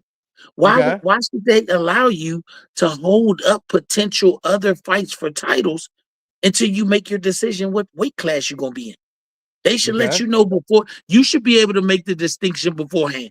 If I win this title at 40, I'm going to vacate it and go back to my 35 title. If I lose this title at 40, I'm going back to campaign, and we can make sure that we have my definitive word that I'm going to face my mandatory. That ends all of that. If you do that, I don't think it's wrong. I think what's wrong is at the times when they let popularity dictate what happens. If you're popular enough, they'll let you hold 4 belts, but in 4 different weight classes. But if you're not popular enough, they want to remove it from you as soon as possible. It's just the standard rules across the board. If you can put a ruler against the line that they set, and we all agree that the ruler is straight, then that line should also be straight. If the line is crooked, we're not gonna blame the ruler. We're gonna change the line. All right, well, Coach. That's what I think. Coach, I'm there with you, right? And I think the main thing that I'm there with you on is the consistency. Be consistent across the board with everybody, and it doesn't raise eyebrows if you do that. I think that's one thing that makes the IBF credible, right? Although they're one of the top sanctioning bodies that strip people of their titles, right? Like if you don't meet a certain criteria, you don't defend against a mandatory, they'll take a belt off you. They don't, but the consistency removes them from the scrutiny because it's like we know that they do it across the board. But I think the WBC has earned themselves a reputation for being inconsistent. That they'll allow a Jamal Charlo to sit in hiatus for about 2 years and allow him to be a champion in the division. They'll allow Canelo Alvarez to hold on to a title and never fight the mandatory. They'll allow Ryan Garcia to all of a sudden be the #1 mandatory for a title. He's fighting, right? They'll bring Manny Pacquiao in and throw him at #1. They'll take I can go down forever. They'll take Errol Spence. Oh no, I'm with you. I'm with you 100%. Put him at #1 in the WBC to fight Sebastian Fundora, right?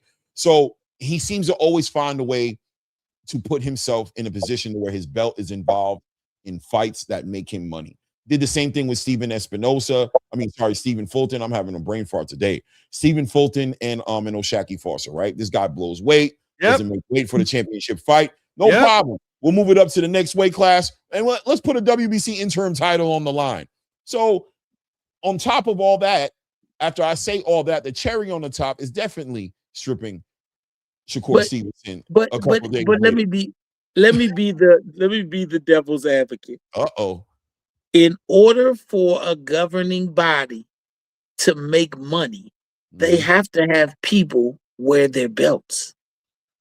That's just the only way they make their money. And once again, I look at my homeboy, my city guy.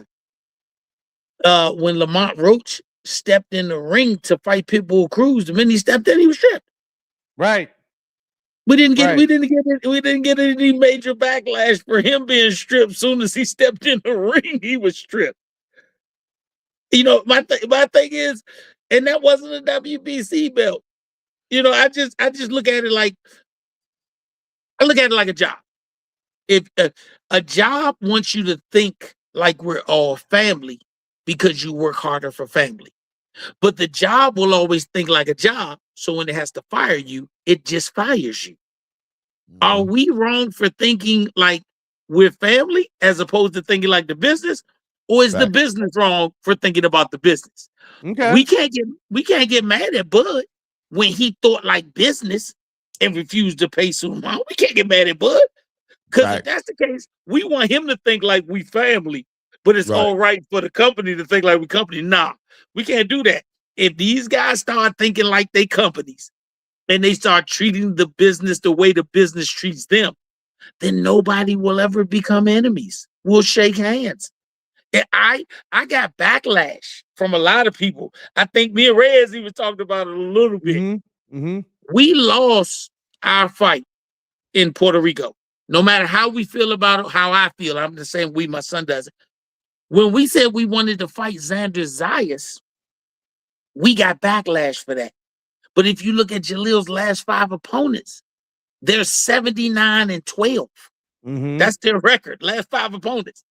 But then we saw Ryan Garcia's last 5 fights, what was it? 2 losses, a DQ, and a win. But he automatically is getting no backlash for getting ready to fight Barrios for a belt that he never even fought in that weight class for, and they automatically make it. So it's like we gotta have the same outrage at the lowest level of what these title fights do, just like we have it at the biggest level, because the guys at the biggest level ain't the ones getting shafted. It's the guy at the smallest level. He's the one that needs the speak out. He's the one that needs you to see the mediocrity in what they do, not the biggest guy. That guy making $20 million gonna make that 20 million regardless. It's that guy that's trying to fight for his first million. I want to take a moment. I want to pass it to Reyes, right? But I want to read this on here real quick. I thought this was very important. Shout out to my other co-host, Ray Davis. You know what I'm saying? He says the whole thing is Kerr did all that and said he would only not do that if they make the fight with Conor Benn at 147. He says the WBC clearly forced their hand asking for money and they never sanctioned a fight.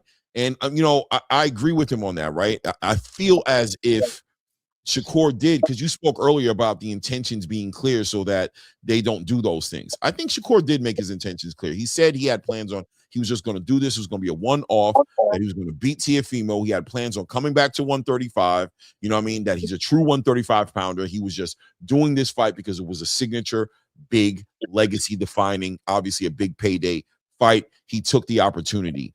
I don't know.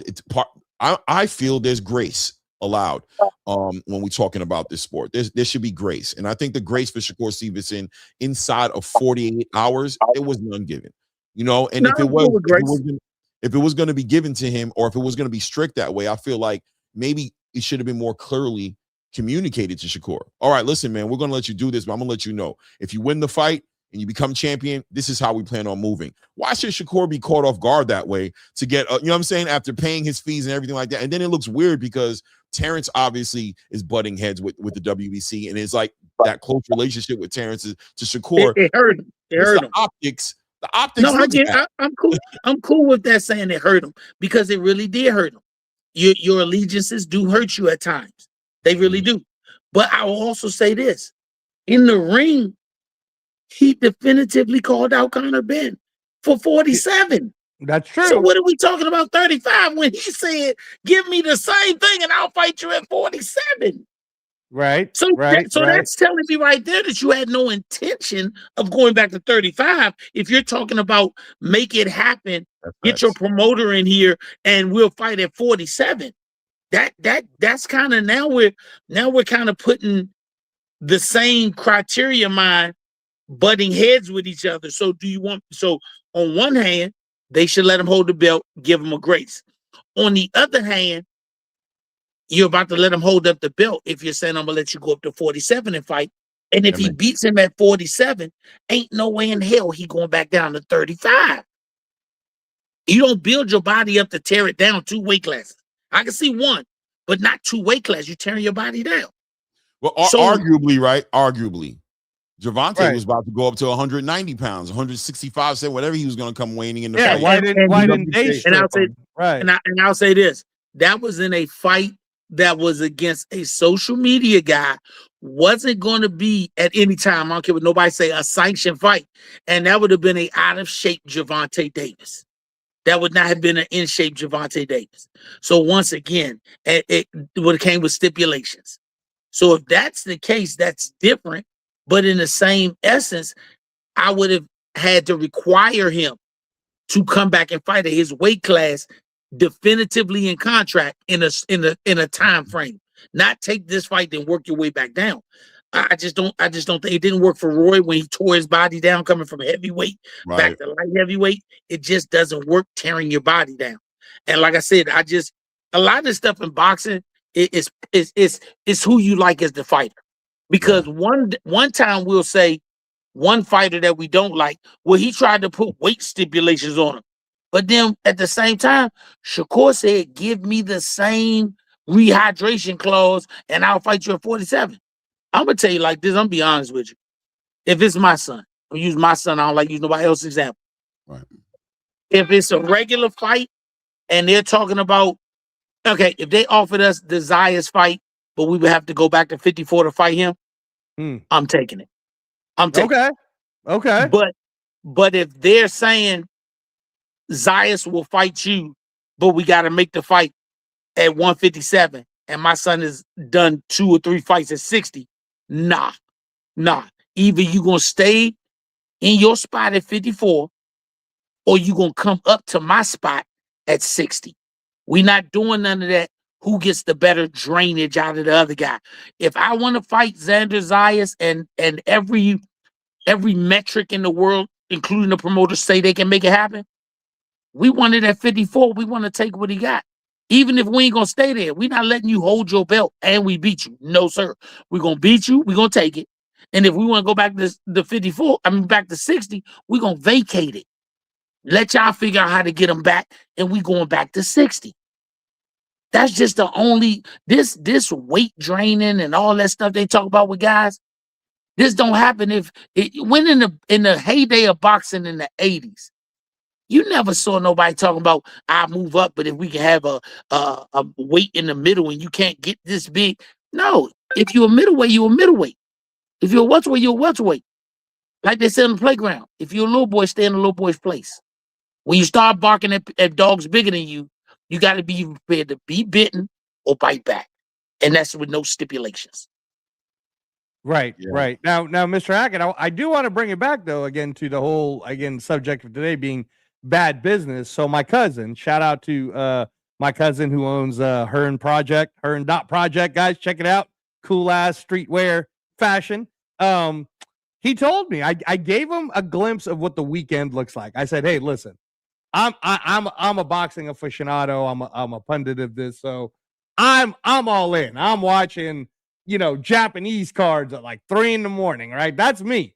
But what he said when I gave him the experience of watching a UK fight in the morning on DAZN and then watching the Puerto Rico and Madison Square Garden and the whole bit, he said for him as a mainstream boxing fan, he has been so confused as to who is what and how do you know who is the best and what do these belts mean that he said to him the Sunday Zuffa boxing card was very simple just because he felt like, I get it. I'm watching a combat sports weekend in where I like both UFC and boxing.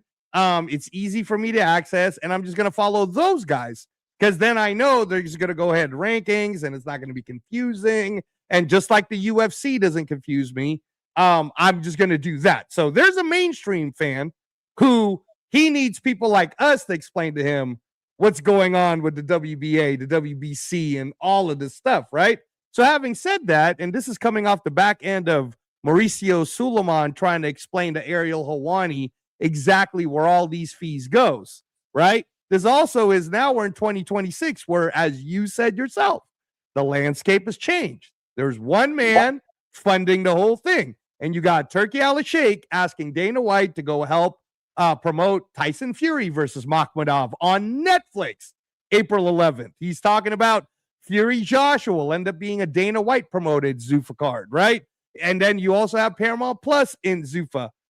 Are we at a point where we should even really be caring now that the WBC, the WBA, the WBO, the IBF are doing these sanctioning fees, and you being in the industry, how do you feel about paying for these damn things? If you had to, right? Because why, Mr. Hackett? You're the one that told me it's all about the ring belt in Turkey. So why are you paying for anything anyway? If we're in my son's shoes and we're at the point where we are right now, the only 2 belts that matter is Zuffa and ring. If you are a long-term, well-known fighter, then the old system is the system that you should finish your career out with, if it works for you. But for a young fighter, they would be a fool to hope you get lucky, because that's basically what it is. If you look at the old system, and I say old compared to what Zuffa's doing, the old system is a popularity contest. If you have 1 million Instagram followers and 1 million people on Twitter, they will make sure you become a champion. If you only have 100,000, but you'll whoop all their ass. They'll make sure you never see the light of day. That is what I have said a million times in a million different situations. I respect, love, and cherish the fighters that came before my son, the Earl Spencers, the Bud Crawfords, even the Boots. They came before us. Some of those guys invited my son into camp. Some of those guys made him a sparring partner for big major fights, and make sure he had money before he even got to the pros or when he was at the pros in the beginning. I don't look at any of those guys as potential opponents. I want to look at the cowardice fighters of my son's era who say a million different things about fighters, but then they go on Twitter and that's the only place they have a war at. We've said a million times of his era, he is the absolute best. And if you don't agree with it, all you got to do is challenge us to a fight. And now we actually have a promoter who is saying, if you want to fight my dog, it ain't hard to fight my dog. It ain't hard. And you still don't see these guys saying a single word. So what they're doing is exposing their guys. Dana White is saying, I want guys that can fight. I want guys that want to fight. I don't want guys that want to hide behind Twitter. We disrespected the four kings. And I say that as clear as that is. The four kings were Thomas Hearns, Marvin Hagler, Sugar Ray Leonard, Roberto Duran. We disrespect them every time we call any other four kings, and the four people have not fought each other. Facts. That is completely disrespectful to those men, because I've seen these different pictures that show those four with their records, but then they show Floyd and three other guys or whoever with their records. That's not even fair to do, because those guys put their records on the line. They all fought each other. You can't give four kings status to four guys in the same weight class, and as close as they came to fighting each other was their thumbs on Twitter.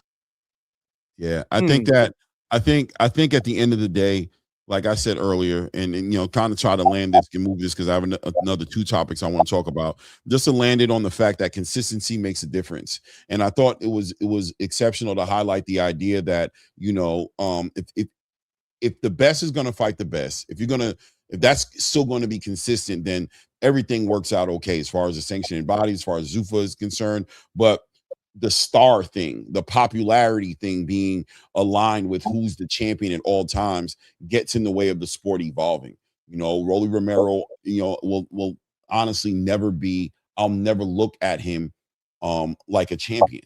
I'm sorry. You understand? I'm just not going to look at you that way. I'm looking at you as somebody who was gifted a belt that was made up in a division you never fought in. And just because you were fighting against Ryan Garcia, the WBA got in there, you became a champion. You didn't beat a champion. You weren't even in the rankings to fight anybody who was in that ranking structure to say that you deserve to be in a championship fight. And as long as the sanctioning bodies continue to move that way, it's going to garner the scrutiny. Boxing needs to grow. There are certain things that go on in the quote unquote old ways of doing things that have messed with the growth of the sport, and it's affected it in an adverse negative way. It's not about anything deeper than that. I know people want to move the needle and move the goal. They still have issues with Dana White being part of this Zuffa thing, and they want to scrutinize on that level. But yeah, man, the structure over at Zuffa looks very promising at a minute. Right. It makes more sense. It's more, it does better for the fighters. It does better for the development of our boxing system in America. And it helps push that conversation forward as far as American boxing being on top of the world again, of us having the best fighters in the world here on the home soil. So that being said, though, I want to move forward to the next topic here. This is one of your favorite fighters here that I'm sure we're about to talk about right now. But there seems to be a new money man in the game, new A-side, the biggest payday in the game, man. His father has always stood on a soapbox and called it from the highest mountaintop that his son was this fighter, right? But there was always contention at it. Really, are you putting the asses in seats? Are you really moving the needle in the pay-per-view numbers? Are you really that guy offering everybody their biggest payday? And it went back and forth, back and forth. But today, you know, ain't nothing like hindsight and real-time data. Maybe there is a real argument right now that Devin Haney may be the money man right now as he's circulating through the space right now. People want to know what his next fight is going to be. He has the cosign of Turkey Al-Sheikh, but people want to see him fight Shakur. They want to see him fight Keyshawn Davis.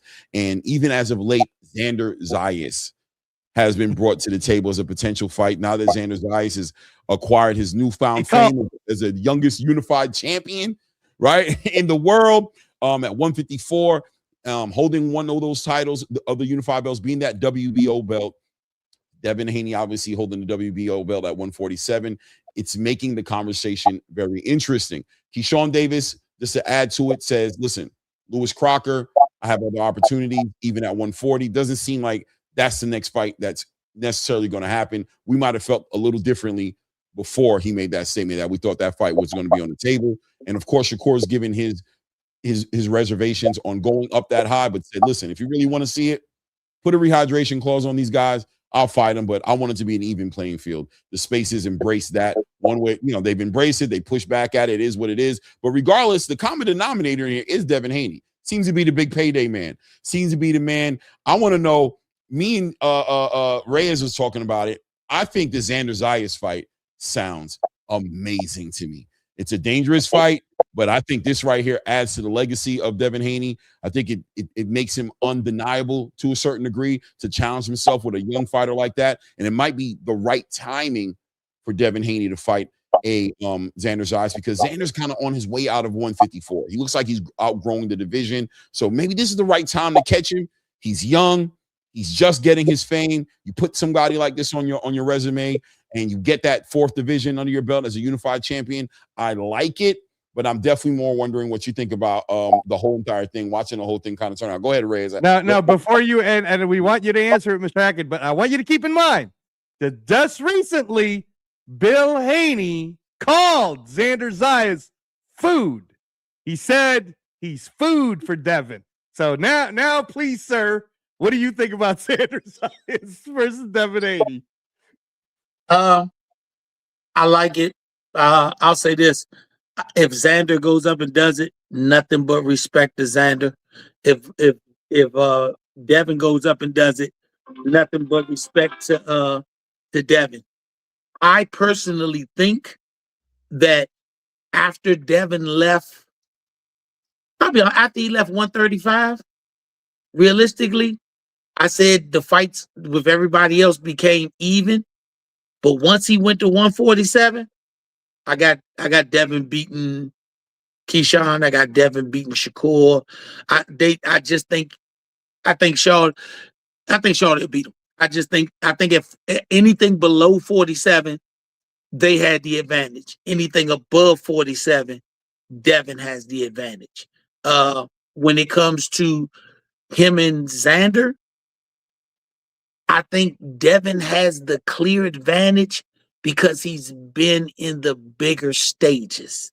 I think Xander is an excellent young fighter, but the thing that I think would equalize it out is if Xander had big pop. Xander doesn't have big punching power. He's not a big puncher. So if I have to compare, I'm going to say Devin Haney is more equipped physically, mentally, and IQ-wise to go 12 and win a decision, as opposed to Xander being physically, mentally, and IQ-wise able to beat him in any other way but a stoppage. If you do the check measurements, Devin is comfortable. He's a comfortable 12-round guy. We don't have any question if he's a comfortable. We're not going to say that. Even after this last performance, Xander started to fade. If we say physical attributes, Xander is getting bigger, but he doesn't look he's not this super large guy for the division. Devin, if you think about it, for the last 5-6 years, he's been killing himself to make weight. Him and my son looked like they was auditioning for Tales of the Crypt sometimes when they go to the scale. Both of them look like they was auditioning for the Crypt You ain't Keeper lying. role. It looked crazy. And yeah, they look like they was about dead. And so that tells me when you're not seeing him look like that now, he's finally maturing into his complete comfort zone in his grown man body. And third, I say that Devin is getting stronger as he's getting bigger physically and with his punch. While Xander, he hasn't changed anything. Xander hasn't been any great influx to punching or anything of that nature. And so I think that fight would lean more towards Devin Haney winning. I would love, me personally, I would love to see that fight happen. I would love to. Because if there's any type of way that Zuffa was interested, we would actually sweat for either one of them. We would sweat the 54 to fight either one of them. But if either one of them came to 60, we would love to entertain it. Bill, shout out to Bill. And I'm gonna tell you, me and Bill, everybody know me and Bill been going at it for a few years. Everybody knows that. But at the end of the day, let me say this, and I've said it numerous times. I respect Bill Haney for standing on his own too with his son. We're gonna do it our way. We're gonna talk how we talk. Win, lose, or draw, we're gonna still be us. I respect it. And when we fought Elijah Vines. After the fight, I saw Bill Haney in the hotel, and me and him talked, for a minute. And he gave me some good game. He gave me some real good game on some ways to push my son's narrative. And when he gave me those good games, I used it, and it did actually push things forward. And Bill said something to me that never forget. He said, I like arguing with you. He said, because you understand it's about putting the boys in a position to get the biggest bag. Where the rest of these people talk about fighting me. He said, I ain't no fighter. He said, I said, Bill, I ain't fighting you. I'm 50-something years old. I ain't fighting you. I said, we're gonna talk about these kids fighting. And he said something to me that I respect him for. He said, you put yourself in position and we'll fight you. And Devin ain't been scared to fight nobody his whole career. So I really respect both of them, Devin and Xander, because I really do think that they'll make those fights. And think about this. How old is Devin Haney? Devin's like 26. 27. 27. When you think about the Keishans, the Shakurs and all of those guys, they damn near 30. Devin started early, just like Jaleel. So they're put in an age bracket that they're not in. Devin physically hasn't hit his prime yet. If they say 28 to 34 is your prime, this kid still ain't hit his prime. Yeah. So he's one of the ones I would still love to fight. But the rest of those guys, by the time those fights even come about, them dudes will be 33, 34. Jaleel only be 25. Then they'll give a new excuse. So my thing is this. If you listen to how Bud and some of the elder statesmen talk about, you don't bring enough money to the table for me to fight. I respect them for that. So you got to respect the next rotation. Stick with the guys of your era. And Devin doing it. I like that. Devin doing it. Yep. Devin doing it. He's doing it at such a pace. Yeah. Him and Bill might mess around and be light heavyweights. Listen, I like the fact that the thing you said about the era, I like stay in your era, which is why with the WBC Shakur situation, I'm just looking at the WBC and, obviously I'm scrutinizing Mauricio Suleiman with the way he moves, but I also feel like, Shakur, you looked real good at 140. What are you going to do at 135? You're going to fight Floyd Schofield. You're going to fight Abdullah Mason. You're going to fight, a bunch. They're not in your era. That's not your generation. That's food. That doesn't intrigue us. Your guys are here at 140. Some of them are floating at 147. This seems to be the place that you should be at. I want to bring in my guy Ray Davis though, because he's just popping up, and I know he's just jumping in late, but he's a Devin Haney connoisseur. You know what I mean? As far as Shakur and Devin, I rock both of them. with Devin. He's a Devin Haney connoisseur, y'all. Yeah, exactly. Right. I mean, y'all like, I'm telling crazy. you, Y'all this crazy. guy's got a DHP jumpsuit in his car. Yeah. I know he has Yeah. one. It Yeah. is. It is what it is. But no, I would feel I'm remiss just not kidding. to allow him to tap into this conversation and share some perspective over this whole thing. And by the way, once again, we'll go to Reyes after this one, but I'm making it clear. This is the fight for me right now. I don't care. I want to see this fight more than any other fight. Go ahead. And I remember us talking about it last night, and you heard the noise in the streets over it, and you were like, man, everything else, throw it out the window. This is it.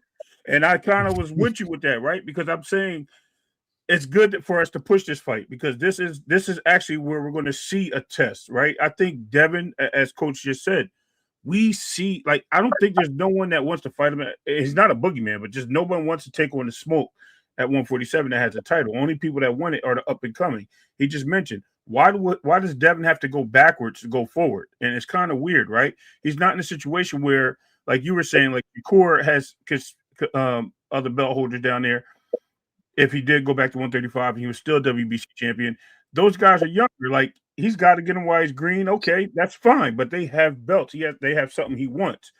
Nobody has anything he wants that's coming up that's calling out for Devin, except for Rolly and these guys. And they're all the same age group. So as you move forward, what else are you going to do? You're going to challenge yourself. And why? If I want to challenge myself and move up, I'm going to go for the guy that is the number one guy, which is Xander Zayas right now. He's a guy with 2 titles. He's number one in the division, in my opinion. He's far more of a boxer than anyone else in that division. So he's going to make an excellent opponent. And I think there might be some exposures or things like that he may see in Xander. And I think Xander's game for it. I think Xander has what it takes to hang 10 with Devin, right? So, I mean, it would be an interesting fight, to say the least, and at least one guy's going to come out on top. And if Devin challenges himself and loses, guess what? You can't knock him for challenging himself and moving up and weight to present that type of fight. And the same thing for Shakur, going up to 147 or staying at 140, which I agree with you 1,000%, Clay. Looks the best I've ever seen him was at 140. He filled in perfectly. Right. He was stronger. He didn't look like he had issues with his hands. It just looked like everything gelled for him there. And when you have situations, I love that. You got to send me one, Coach. I want one. You know what I mean? Yeah. I need it. I got a little cart going on right now, so I'm trying to. I haven't pulled the trigger on the cart yet, but the hoodie's definitely there. I'm looking at some things over there, so we get ready to see some Zuffa gear on the kid, man. We definitely supporting, man. We definitely supporting, man. Okay. Go ahead. Right? Yeah, man. But listen, there's nothing more like more than I want to see is like these guys, like Coach just said, clearing out your era, right? What is Usyk doing? Usyk called out all the guys in his era. Yes, he was at cruiserweight while these guys were at heavyweight, but he's dismantling these guys at his era. He's pulling one by one. Last guy on the list was Deontay Wilder. He said, "Let's go, let's get it in here." Obviously, that didn't work out, but he's calling them all out, and he's going to sail into the sunset because he has nothing else to give to the boxing community. Because at that point, he's got the younger guys coming up, and they're a danger to him. He knows it. We know it, right? Why risk it for the ticket, right? You're already a champ. Why do I need to go backwards? And I salute you for that. That was an excellent point. And guys, listen, let's make that fight happen. Yeah. Guys, hit the like button, by the way. Subscribe to the channel if you haven't done it. Let me pull up the super chat here. JD43321 says, "Thank God for this channel."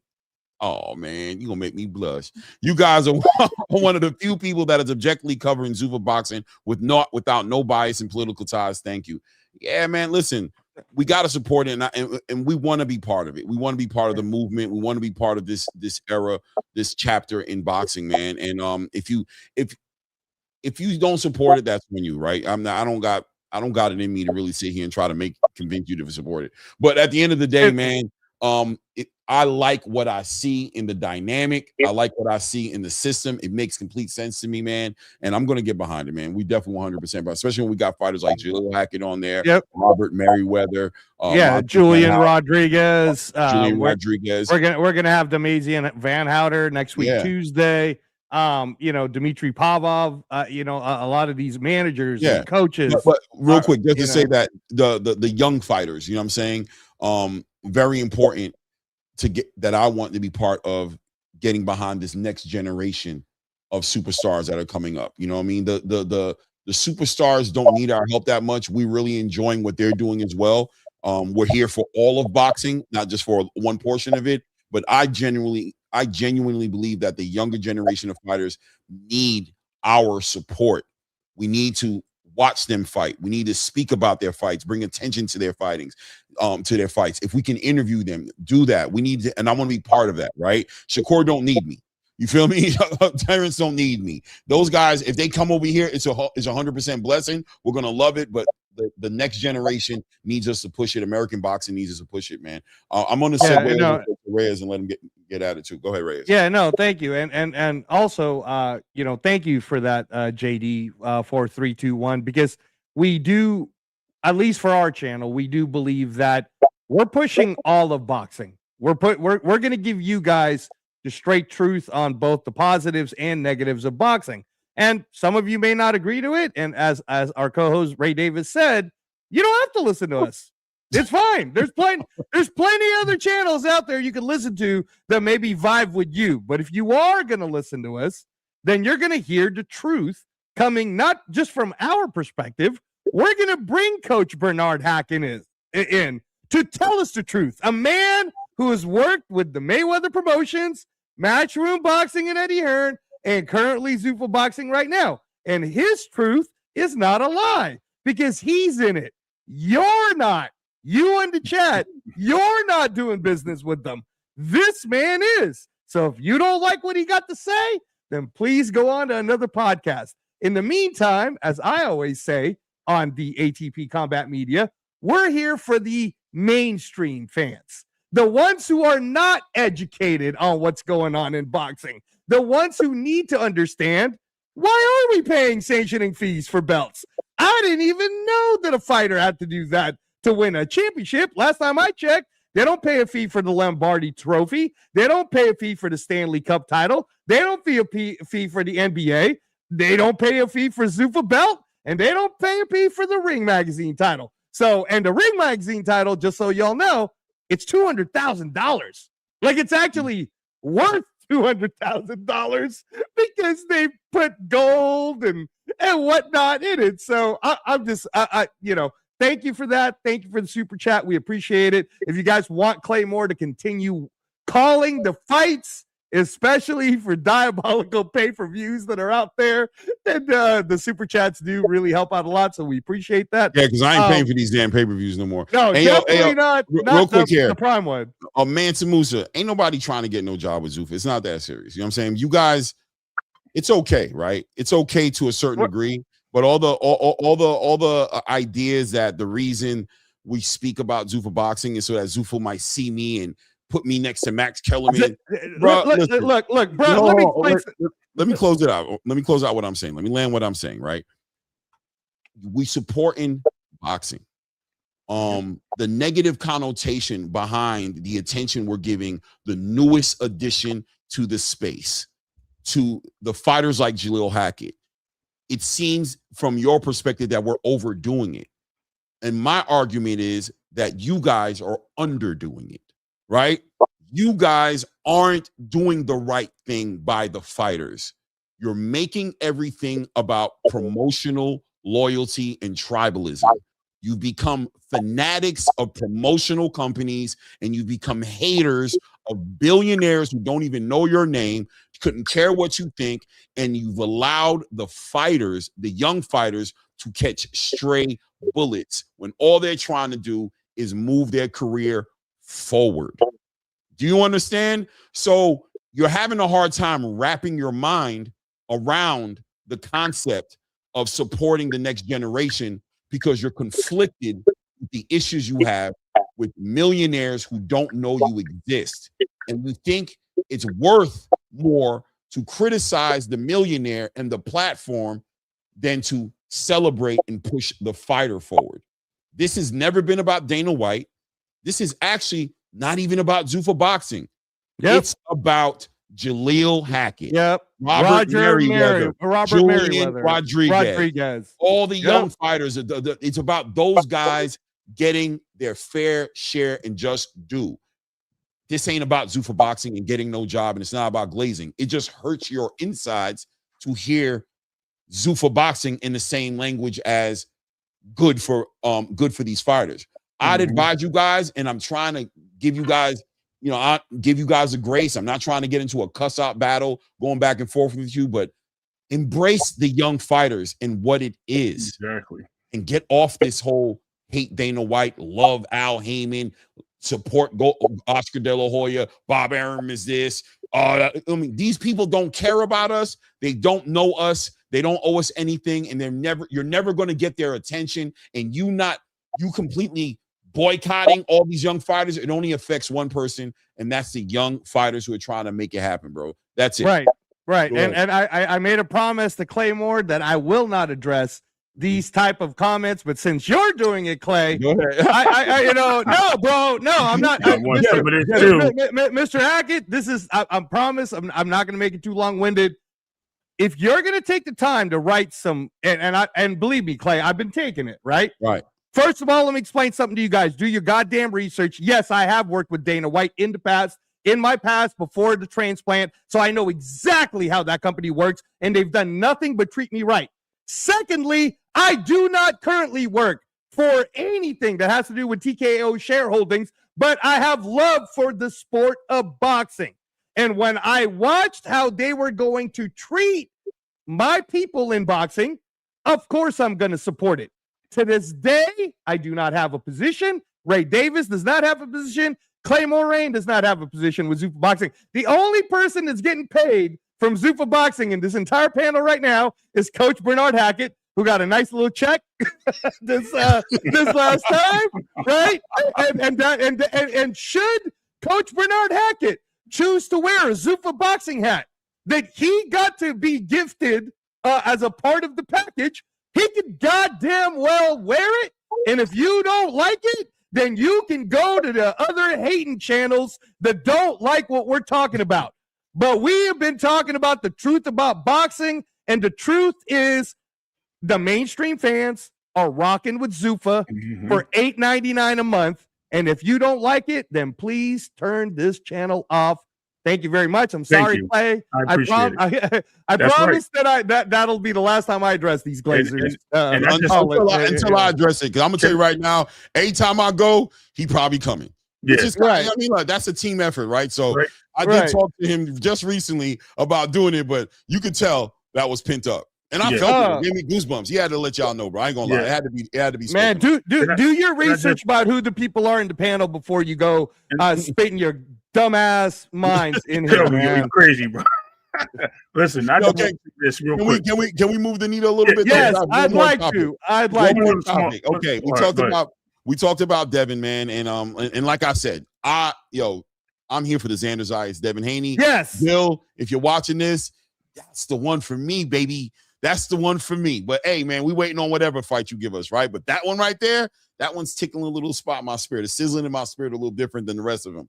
I want to talk about 126 real quick, because about that time to land the plane soon. Nick Ball, Brandon Figueroa are going to figure it out. Nick Ball defending his WBA title this weekend in the UK. But more importantly for me, man, listen, I'm not shy to tell you guys, I'm a big Shu Shu Carrington supporter. Woo! He had a great performance this weekend, picked himself up a WBC title. I've been looking at 126 for a year and a half right now, and I've been waiting for Bruce to arrive. And did he ever arrive on Saturday? What a 5-punch combination that is going to be infamous, unfortunately being shadowed underneath Big Baby's toupee. But in reality, that was the moment. That was the moment for me on that card.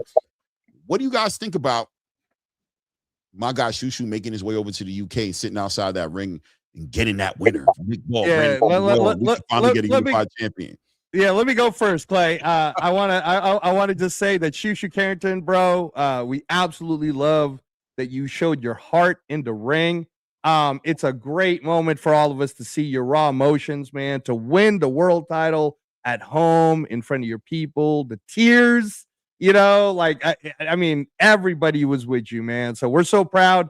126, Clay, you, me, Ray, we talk about this all the time. I'm sure Mr. Hackett will say the same thing, that 126 is such a tough division to call and say who's the best. We're just happy that we're actually seeing a Nick Ball versus Brandon Figueroa, who was a former world champion. It looks like we're in the trajectory of seeing best versus best.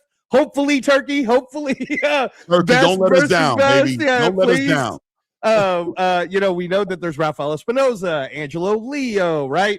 Shu Shu's in the picture now, and there's other youngsters, right? Your Mirko Cuellos that are going to be coming up. So thank you for seeing it. But yeah, man, I'm sorry, Mr. Haggett. I like Shu Shu a lot.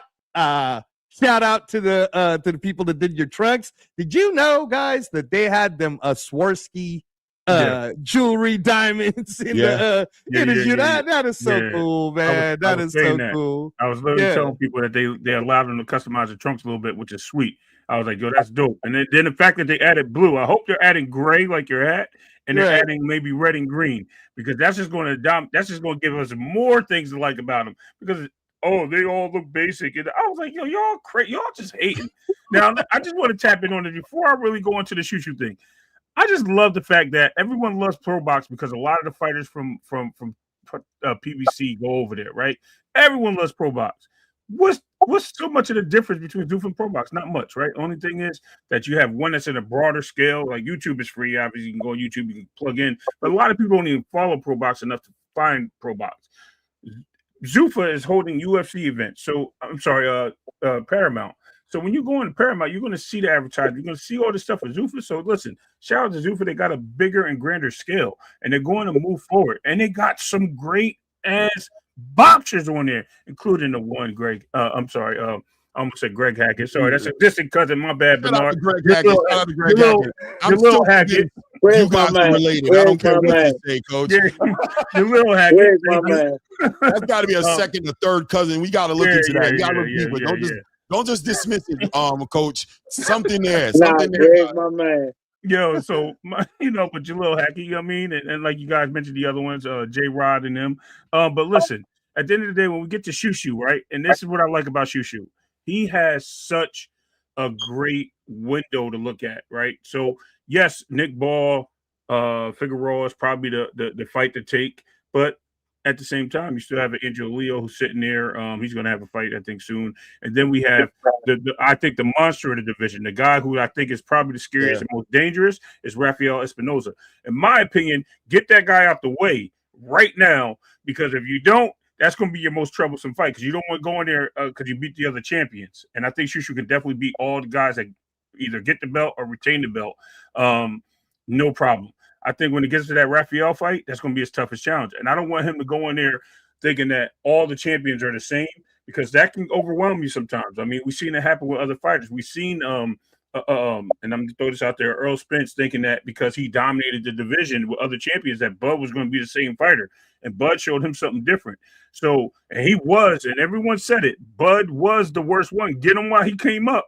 Don't wait. And they waited, and look what happened. So, yeah. So I think Shu Shu need to really look more closer into Espinoza, get that guy off the chessboard, and then move your pieces to the other guys, I think, a little bit lighter, because that will be the way to go. But I'm not mad at the Nick Ball fight. I'm not mad at the Figueroa fight. I think those are really good, capable fights and great contests. Let me just hit the super chat and then pass it right over to you, Coach. Sam from Jersey supporting the channel with $10 says, salute to the chat and the channel. I'm late to the live, but showing love. Replay gang. Man, I appreciate the love, man. Thank you. Coach, man, talk to me about 126, man. I need my guy Bruce to get in the mix, man. He got him a belt, man. Respect my guy Bruce. Well, I think if I'm the fan, I agree with Ray all day long. I'm the fan. If I'm on the business with Shu Shu, I'm telling Shu Shu we look at the Nick Ball fight, because I think Nick Ball is gonna win. I like that fight, but I do think Nick Ball is gonna win. I think he's fighting a great opponent, but he doesn't fight tall. He fights small. And I've never seen where it fared well for the tall guy to get little to fight a little guy. So I think Nick Ball will win that fight, if not by a knockout, by a unanimous decision, one of the two. And I think that'd be the best fight. If I'm looking at it from the business standpoint, Espinoza gonna be my last fight, because You can look at it from the standpoint of let me get Espinoza first. But if you get Espinoza first and he's the monster of that 4, you might not get a second and a third. He may be too big, too strong, and talent might not get you through what I would perceive what would be a war. Because I think Espinoza knows the way for me to win is a war. I'm not going to try and box him. We're going to make it a war. So I would do that as my last fight. I would make sure I pick up the $2 million I can pick up from fighting Ball and beat him. Pick up another $2 million when I fight the next champion and beat him. Now I got 3 of the belts. I just picked up my first one. Step 1, that was his shoots and ladders. He passed it with flying colors. He got it. He got his M. He'll get his second set. Beat Nick Ball, get you 2 more M's. Pick up your 3rd belt. You probably get 4 M's. Now in the undisputed, he's the definite A side. And just based on how Turkey has been doing, he's the only one that can put on those type of fights. He might just see 5 to 7. He might see 5 to 7 million, as opposed to seeing 2 million to fight a $5 to $7 million monster. At the end of the day, it's 3 champions. I'm going to pick my 3 champions in the shoots and ladder progressive money way, as opposed to going after the Espinoza fight. Now, say he gets 2 million for an Espinoza fight and he beats him, but did it take too much out of him to where he loses to Nick Ball? I think that's where you gotta play. That's where I'm at with it too. Yeah, I'm with that. Yeah, that's me. Yeah, and I think Turkey is involved in that, and it makes it more feasible. It's a bigger payday. I think it gives you an opportunity to get on a bigger stage. And it's so funny because Riyadh season normally isn't a packed out building, right? It's not like 50,000 people. For such a intimate affair, it still adds up to be the biggest stage in boxing, right?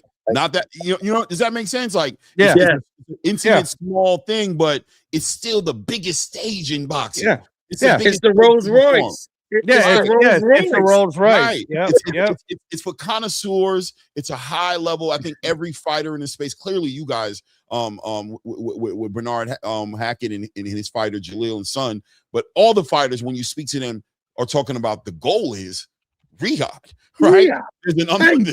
There's an understanding of what the big picture is, and I think Bruce has an opportunity to be on that big stage, get a big payday, and walks away with being a unified champion on the back end of a victory, and that just leverages his ability to move forward with the other belts and every other opportunity in the division. It feels like if I was in Bruce's team, I'm be like, get the passport, pack the bags, take your girl, get your dad. We're going to get you some front row seats out there, you know what I'm saying, in London. And I need you to be out there staring at Nick Ball when he gets his hand raised, like, now that you're done with the young bull, can we handle grown folk business?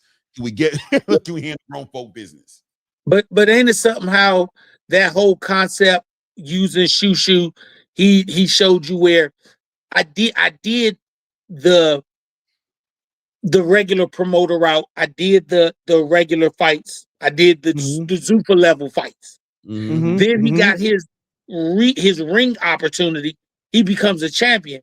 Now he's looking to play in the Super Bowl. Yes. Let me tell you, Riyadh, Ring, Turkey Al-Sheikh, Dana White have given you a goal or a platform. So now the regulars who say, who is the champion? They can actually look, hey, I like these contenders. Hey, this guy fought on the Matchroom card. This guy fought on the Zuffa card. This guy fought on Golden Boy. This guy fought on Top Rank. This guy fought on Matchroom. I like them. Now, I saw my favorite Matchroom guy who was the #1 against the best Zuffa guy in a ring card. I saw that guy win. And now he's the guy in the ring. But now I also have an interest in seeing the guy for PBC versus the Top Rank guy, because I know those winners will fight each other and they'll be half of the final for the ring belt at this division at Riyadh. They actually give you a direction. Boxing never had a direction. It was the Wild West. Whoever, whatever your big promoter was who could get the fight, that's what you got. So it wasn't the best versus the best. It was the best versus a good enough for today. Some of our best fighters that we say to Hall of Fame, or we say, I don't know, it's because they didn't have a legendary dance partner. This way, no matter what the two fighters are that make it to the Riyadh season for a ring belt at whatever weight class, because they went through the processes, both of them are the best at the division at that time. Right. When Andre Ward won the Super 6, you were not unsure of who was the best super middleweight in the world. You were not unsure. You knew he was the absolute best. Right. Or the Muhammad Ali, remember the Muhammad Ali trophy when Inoue won it. Muhammad Ali trophy when Usyk won it. Like they did an actual, these are the guys. So I love that analogy, Mr. Hackett, that we're in a Super 6 kind of series. This is the new era. This is the new era. And once again, we're going to get fights that we didn't expect to get if that Super 6 era becomes the way that it's going. And that's just my vision. I see that that's being the thing. Because then will Keyshawn move up when he's one of those 6 guys, knowing he could possibly have to fight Shakur? If they both stay in the Super 6 tournament and they both make it to the finals, do you get Keyshawn versus Shakur in Riyadh season? Because I'm telling you this, nobody that didn't come out the same mama's womb is going to turn down the checks that they could get to fight each other in a Riyadh. That's true. Even if you got the same daddy, if you came out different mamas, y'all gonna fight. But if y'all came from the same mama, that's the only way that it ain't happening. We're gonna get this money. We gonna get this money.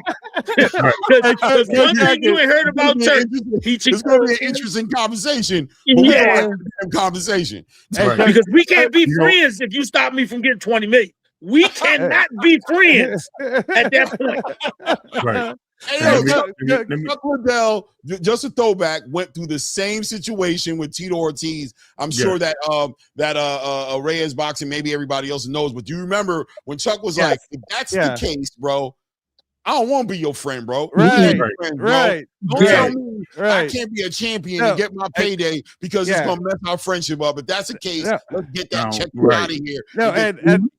No, and what's funny is I'll tell you in current events right now, and Mr. Coach Hackett's a big UFC guy too.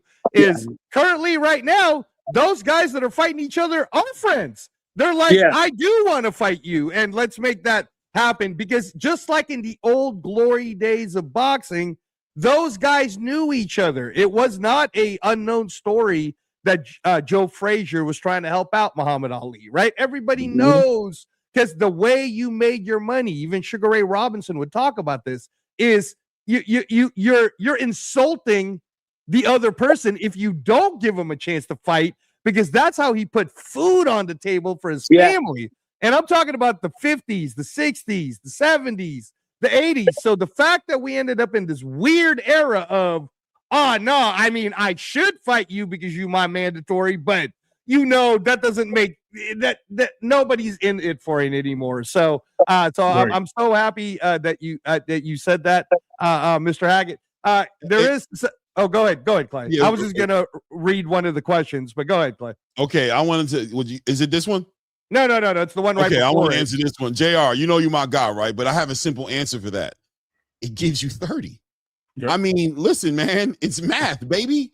You know what I'm saying? What does 20 million mean? He says, what does 10 million do for you if you already have 20?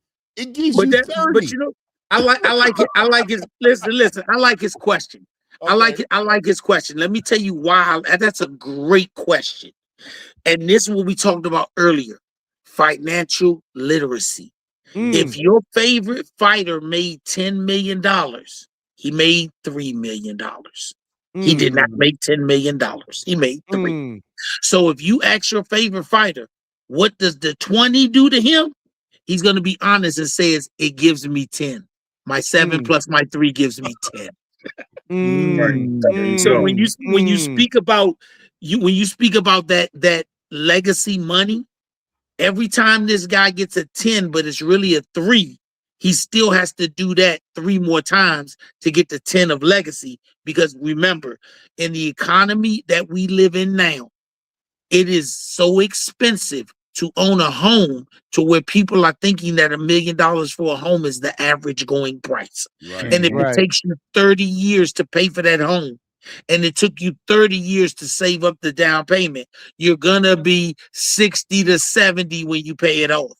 At this rate, you will pay your house off, you will put money up, you will have your kids' education fund, and then you will start building on what the legacy money is. So the difference between 10 million and 20 million is actually legacy, because we do have regular working people who make $1 million plus a year and they're paying monthly bills.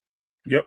Right. No, what the reason why I wanted to read this question, Clay, the one right before it, is I feel like, again, we're catering more and more to the mainstream. By the way, the before you go, fans. Yeah. Go ahead and answer the question and then land the plane, because you already know. No. I'm not going to answer it, because the question is, why do the governing bodies, the WBA, the WC, IBF, charge fighters from them belts, right, to get their belts? And I believe this is someone who's in the mainstream space, like hey, I'd like to get more information, which is what we're trying to speak to. So why not ask someone who's actually currently in it? Coach Hackett, you have actually fought for these belts with your son Jaleel winning the youth WBC. He also won the WBA International, right? So could you explain it to us, sir, and to the mainstream fans out there? Why do fighters have to pay sanctioning fees for any of these titles? Okay. The sanctioning organizations don't back any particular fighter. So the only way that they make their money is by charging the sanctioning fees. These are nonprofit organizations who have figured out the value of their belts. The belts for a young fighter may be the way that a young fighter develops his fan base and actually propels himself to the big money fights. The belts to the big money fighters is the biggest robbery they've ever seen, because they already have the name and they have the fan base to where they're wondering, why am I still paying for this? And the checks change. Example, if you're a WBC guy and they're telling you that you have to pay them 6%, 3%, and you're paying that on 100,000, I ain't tripping at all. Hey, man, tell Jaleel, get him their money. But when you tell a fighter you're giving up 6% or 3% based on making $30 million, we have a problem, Houston. We have a major problem. And remember this. Tell everybody, sanctioning fees and bill payment come out of the gross, not the net. So before you pay Uncle Sam, they want you to pay them based on your total take home, not your take home after you paid Uncle Sam, your team, your promoter. So that 3% that the governing body tells you is only 200,000 or whatever it is, that's not really the number, because you're taking it off the top, and I have to pay taxes. Even if you get yours first, I have to pay taxes. And if you put yourself in a 31 to 36% tax bracket, just think 36% means every $1 million you're giving up 360,000. That's right. And there you go, Brian Floyd. Just you answered this question. Put that up, Clay. Brian Floyd goes, there you go. Now I see. That's why Floyd said, "The hell with those belts." Correct. 3% or 6% of $100 million is called. The answer to that is vacant. If somebody ever say, "What is 6 or 3% of 100 million?" the answer is vacant. Yes, the answer is vacant. I love it. I love it. We could close off with that one right there. I think that one right there puts a cherry on top of it. It's about that time for me. Always, man. Coach, man, I'm expecting you to be a little bit more regular here. It seems like that's what it's going to be. I hope that's what it's going to be. The conversations are that much more interesting.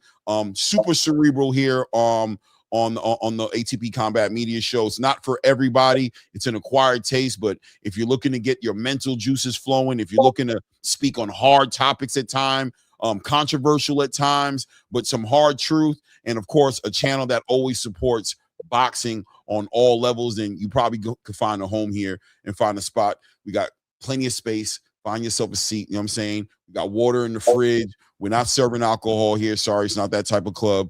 But, you know, there's water here. I'm thinking about putting a little a smoothie station over there. You know what I'm saying? We got boxing flowing on the TVs. Make yourself at home. You know, maybe open up a little cigar bar on the back end of it. We're adding to the place. We're adding to the place, and we're trying to get it spiffy for you guys. But come on in, man. We trying to do it for boxing, man. I appreciate all you guys, man. Salute to everybody. Salute to everybody in the building. Chat right there, Clay. Final super chat. Yeah, I'm definitely about to grab it. Salute to everybody in the building. Hit the subscribe button right now if you haven't done it. Hit the like button. It helps the channel get to where it needs to be. We always appreciate the color in the chat. Shout out from Sam from Jersey. Say with the $2 says, thank you, Coach Hack, for gracing us boxing fans. And I can't say that enough, man. I can't say that enough, Coach. We really appreciate you here, man. We're trying to build something nice, and I love your contribution to it just by being here, speaking to the boxing space, and appreciating your time, man, because you could be doing a lot of things. Shout out to Jaleel too, as well, for popping up earlier. No, thank you, Coach. Thank you so much, Coach.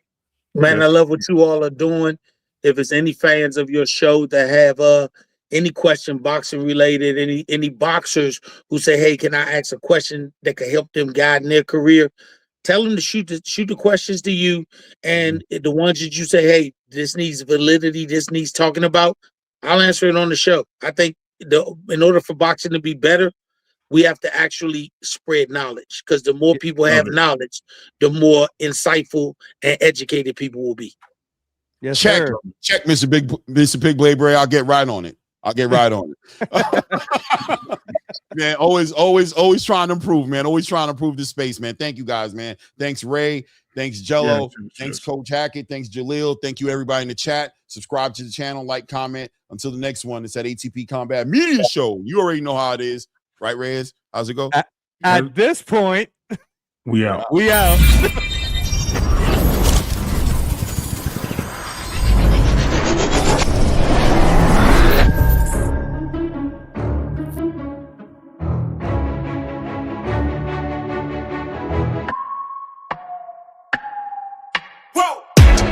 I would make it this far. They hated, they never believe me. Yeah, I would never drop the ball. I know I make it look easy. Yeah, Mayweather with the defense. I don't care what a critic got to say. I got them picking up the pieces. That to me, you really playing with your life. I'm about to come and run it all back. I'm the